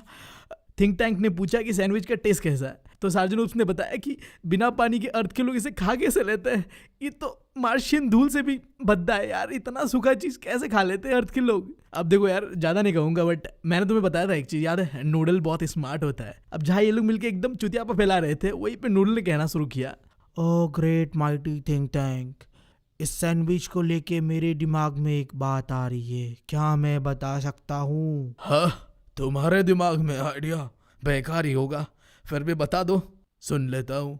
मुझे लगता है ये सैंडविच अर्थ के लोग खाते नहीं हैं। इस सैंडविच को अर्थ के लोग शायद कम्युनिकेशन के लिए इस्तेमाल करते हैं। अब देखो, थिंक टैंक इस बात को सुनने के बाद पूरा अपना बात ही पलट लेता है। हाँ, मैं भी तो यही सोच रहा था, ये कोई कम्युनिकेट करने वाला सैंडविच ही होगा। पहले से ही मेरे दिमाग में ये बात आ रहा था। थिंक टैंक कभी गलत नहीं हो सकता। कौन गलत नहीं हो सकता? The great and mighty think tank कभी गलत नहीं हो सकता। My bro is real think tank. हाँ तो ठीक है, मैं तुम्हें ऑर्डर देता हूँ, इन सैंडविचेस को सुनो, ये क्या कह रहे हैं। का सुनना है? क्या सुनना पड़ेगा? हाँ, तुम लोगों के कान में क्या कुत्ता ने मुंह दिया है? कह रहा हूँ सुनो तो सुनो। ठीक है थिंक टैंक जी, सुनते हैं, जैसी आपकी आज्ञा। ओमेगा, तेरे को कुछ सुनाई दे रहा है क्या? नहीं रे। ओए उप्स, तुझे कुछ सुनाई दे रहा है क्या? अरे हमको क्या सुनाई देगा, बताओ? कुछ भी सुनाई नहीं दे रहा है। लगता है हमारा थिंक टैंक का दिमाग घुटने में है। कहा, उसका दिमाग तो है ही नहीं। सही बात है, सही बात है। मैं तो सोच रहा हूँ एक फेक इंस्टा आईडी खोल के 2-4 गालियां लिख दूंगा। दे दो दे दो। हाँ हाँ हाँ हाँ। हाँ बढ़िया बढ़िया। अब मुझे बताओ कि तुम लोगों को क्या सुनाई दिया। अभी देखो, वहाँ जितने लोग थे ना, सबको ये पता था कि जो भी चीजें हो रहा है ना, एक नंबर का चुतियापा हो रहा है, बट किसी के पास इतना हिम्मत था नहीं कि थिंक टैंक को बताए कि भाई तू जो बता रहा है ना, ये सब चीज ये बकवास है। सब यार उसके हाँ पे हाँ मिला रहे हैं, बस कह रहे कि हाँ समझ नहीं आ रहा, सुनाई नहीं दे रहा है, ऐसा कुछ कुछ। बट देखो, नूडल था एक समझदार और इंटेलिजेंट मार्शियन, राइट? अब सिंपल सा लॉजिक ये है, अगर कोई अकरू इंसान जो दिमाग से पैदल है, उसे अगर तुम्हें समझाना है ना, तो उसी के लैंग्वेज में समझाओ। अगर तुम उसे गलत ठहराने जाओगे ना भाई, तो वो तुम्हारा बैंड बजा सकता है। तो क्यों ना उसकी भाषा में उसे समझाया जाए। तो उसने थिंक टैंक को कहा, ओ माइटी थिंक टैंक, मेरे तुच्छ से दिमाग में एक आइडिया आ रहा है, क्या मैं बता सकता हूँ? तुम्हारे तुच्छ से दिमाग में आइडिया? चलो चलो बताओ, कोई गलती हो गया तो मैं ठीक कर दूंगा।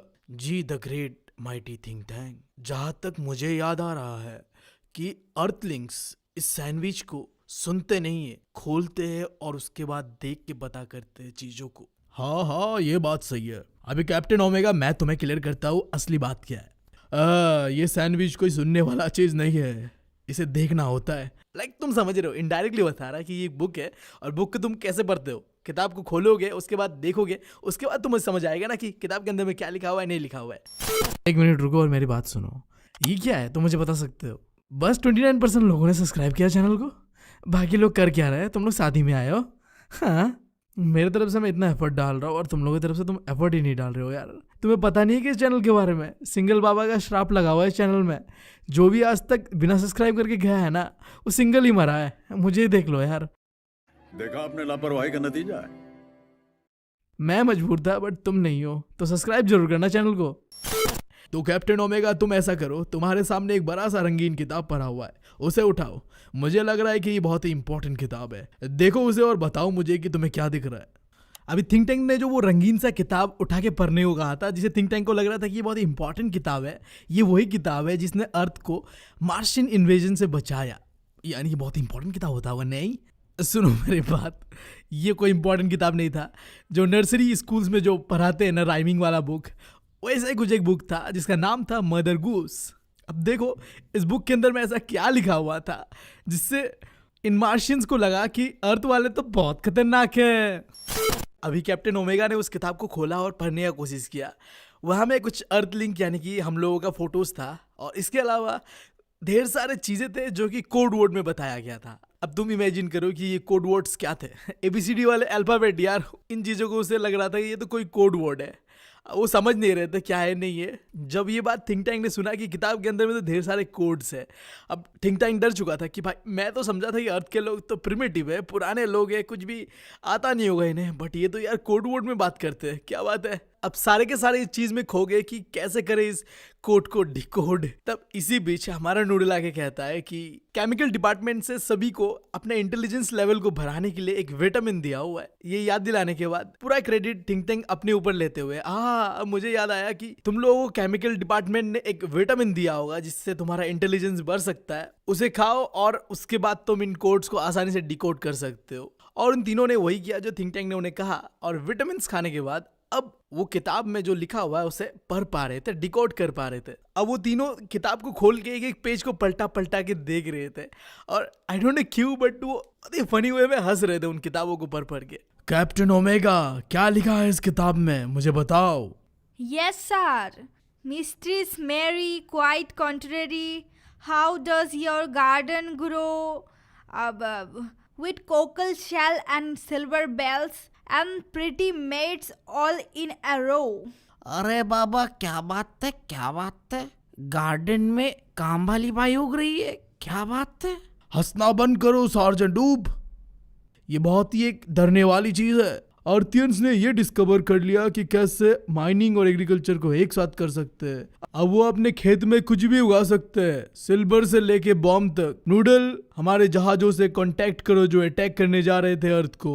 सर वो तो पूरी तरीके से तैयार है अर्थ को अटैक करने को, बस आपका एक ऑर्डर। नहीं नहीं नहीं, अभी अटैक नहीं करना है, हम कुछ और नया इन्फॉर्मेशन लेंगे फिर डिसाइड करेंगे कि हमें अटैक करना है अर्थ को या नहीं। लेफ्टिनेंट आयोटा, अब तुम पढ़ो। जी sir. Hey diddle diddle, the cat and the fiddle, the cow jump over the moon, the little dog laughed to see such sport, and the dish run away with the spoon. ओरे बाबा या तो बर्तन समोस का साथ भाग गया, ये बहुत गलत हुआ, ये बहुत गलत हुआ। अब ये सुन के वहाँ सब लोग तो हंस रहे थे बट थिंक टैंक का पता नहीं कि वो फट चुका था। उसने कहा सबको कि चुप बैठो तुम सब। ये तो और भी डरा देने वाली बात है। हमने तो सोचा था कि अर्थ में रहने वाले लोग प्रिमिटिव होंगे बट वो तो बहुत ही ज्यादा सिविलाइज है। उन्होंने अपने पालतू जानवरों को भी म्यूजिक सिखा दिया है, स्पेस टेक्नोलॉजी के बारे में सिखा दिया है। उनके कुत्तों के अंदर में सेंस ऑफ ह्यूमर है। उनके पास लाखों लाखों गाय है, शायद वो तो उनसे पूरे दुनिया के अलग अलग प्लैनेट्स पे अटैक करने के बारे में सोच रहे होंगे। हमें इस इन्वेजन को रोकना पड़ेगा, हम नहीं लड़ सकते उनके साथ। उप्स, तुम आगे पढ़ो और डिकोड करो कि आगे क्या लिखा हुआ है। होबो sir, Humpty Dumpty sat on a wall. Humpty Dumpty has a great fall. All the king's horses and all the king's men cannot put Humpty Dumpty together again. Uri दादा, ये क्या Humpty Dumpty का शकल तो हाँ the great mighty think tank आपसे मिलता है। ए बाबा, ये तो भीषण दिग्दारी। अब ये सुनकर थिंक टैंक सच में बहुत डर गया था क्योंकि जो हम्टी डम्टी उस पिक्चर में था वो बिल्कुल ही थिंक टैंक की तरह ही दिख रहा था, बड़ा सा दिमाग बलून की तरह। उस हम्टी डम्टी वाले राइम के अंदर में एक लाइन था कि हैड ए ग्रेट फॉल। इसका मतलब उसने ये समझा कि अब अर्थ वाले आ रहे हैं मार्स के अंदर में अटैक करने के लिए, जिसके बाद हम सबको कैदी बना दिया जाएगा। हमें भागना पड़ेगा, मार्स को छोड़ना पड़ेगा हमें। नूडल को कहा कि एक स्पेस कैप्सूल तैयार करो, हम चलेंगे अल्फा सेंचुरी। मार्स से बहुत ही दूर है ये कोई प्लैनेट होगा, वहां चलेंगे। और ओमेगा, आयोटा एंड उप्स तीनों को कहा कि तुम लोग भी बिना कोई सबूत छोड़े अर्थ को छोड़ दो, भाग जाओ। तो देखा आपने किस तरह एक ओल्ड नर्सरी राइम्स बुक हमारे अर्थ को सेव करता है मार्शियन इन्वेजन से। उस इवेंट के 500 सालों बाद हम अर्थलिंग्स मार्स के साथ कांटेक्ट करते हैं और अभी हमारा एक फ्रेंडली रिलेशनशिप है उनके साथ। और जैसे कि आपको पता ही होगा, the great mighty think tank को अभी रिप्लेस कर दिया है नूडल ने। हमने मार्शियंस को ये भी समझाया कि क्या डिफरेंस होता है बुक्स और सैंडविचेस में। हमने उन्हें पढ़ना सिखाया किताबों को। इनफैक्ट हमने एक मॉडर्न लाइब्रेरी भी खोला उनके कैपिटल सिटी मार्सोपोलिस में। बट आज भी एक ऐसा बुक है जिसे मार्शियंस पढ़ने से घबराते हैं और उस बुक का नाम है द मदर गूस। हाँ तो ठीक है यार, कर दिया हमने इस वीडियो को खत्म। आई होप कि तुम लोगों को समझ में आया होगा। और मॉरल ऑफ द स्टोरी का बात करूँ तो वही है कि भाई साहब जिंदगी में ना कुछ भी पाल लो, सांप पालो, कुत्ता पालो, बिल्ली पालो, बट यार अपने बारे में गलत फहमी मत पालो कि तुम बहुत बड़े स्मार्ट हो। खैर वीडियो के डिस्क्रिप्शन में तुम्हें मिल जाएगा पॉइंट वाइज नोट्स, तो चेकआउट कर लेना तुम उन्हें भी। और हाँ, क्या तुम्हें पता है कि हमारा एक नया चैनल आ चुका है जहां हम पूरी तरीके से एनिमेटेड कंटेंट डाला करेंगे, जहां तुम देखोगे ज़्यादातर मैं और मेरे सिस्टर का जो स्टोरी टाइम वीडियोस हम डाला करेंगे। और साथ ही साथ हम तुम लोगों का भी जो अच्छा एक्सपीरियंसेस है लाइफ के अंदर में या बुरा एक्सपीरियंसेस, उसे भी स्टोरी टाइम के तौर पे दिखाया करेंगे। बस तुम्हें जो ईमेल होगा उस चैनल पे, वहाँ जाके अपना जो भी स्टोरी है, अच्छा या बुरा, टाइप करके भेज देना है। क्या पता वो लकी विनर तुम हो। अगर हमें स्टोरी पसंद आ गया तो तुम्हारे स्टोरी भी हमें स्टोरी टाइम पे डाल सकते हैं। तुम्हें बस क्या करना है यार, लिंक डिस्क्रिप्शन में, चेकआउट कर देना चैनल को और सब्सक्राइब कर देना चैनल को। बाकी यार जाने से पहले तुम लोगों से बस इतना ही कहना है, बहुत तकलीफ होती है जब आप योग्य हो और लोग आपकी योग्यता ना पहचाने। कर दो यार, तुम्हारे पैसे थोड़ी ना कट रहे, कर दो। अब अगर तुम लोग नए हो तो सब्सक्राइब करो, वो जो लाल वाला बटन है उसके साथ सूर्य नमस्कार करो या फिर अनुलोम विलोम, मुझे नहीं पता, बस क्लिक हो जाना चाहिए। अब मैं भी जा रहा हूं, मुझे बच्चों को गाली सिखानी है। बाय।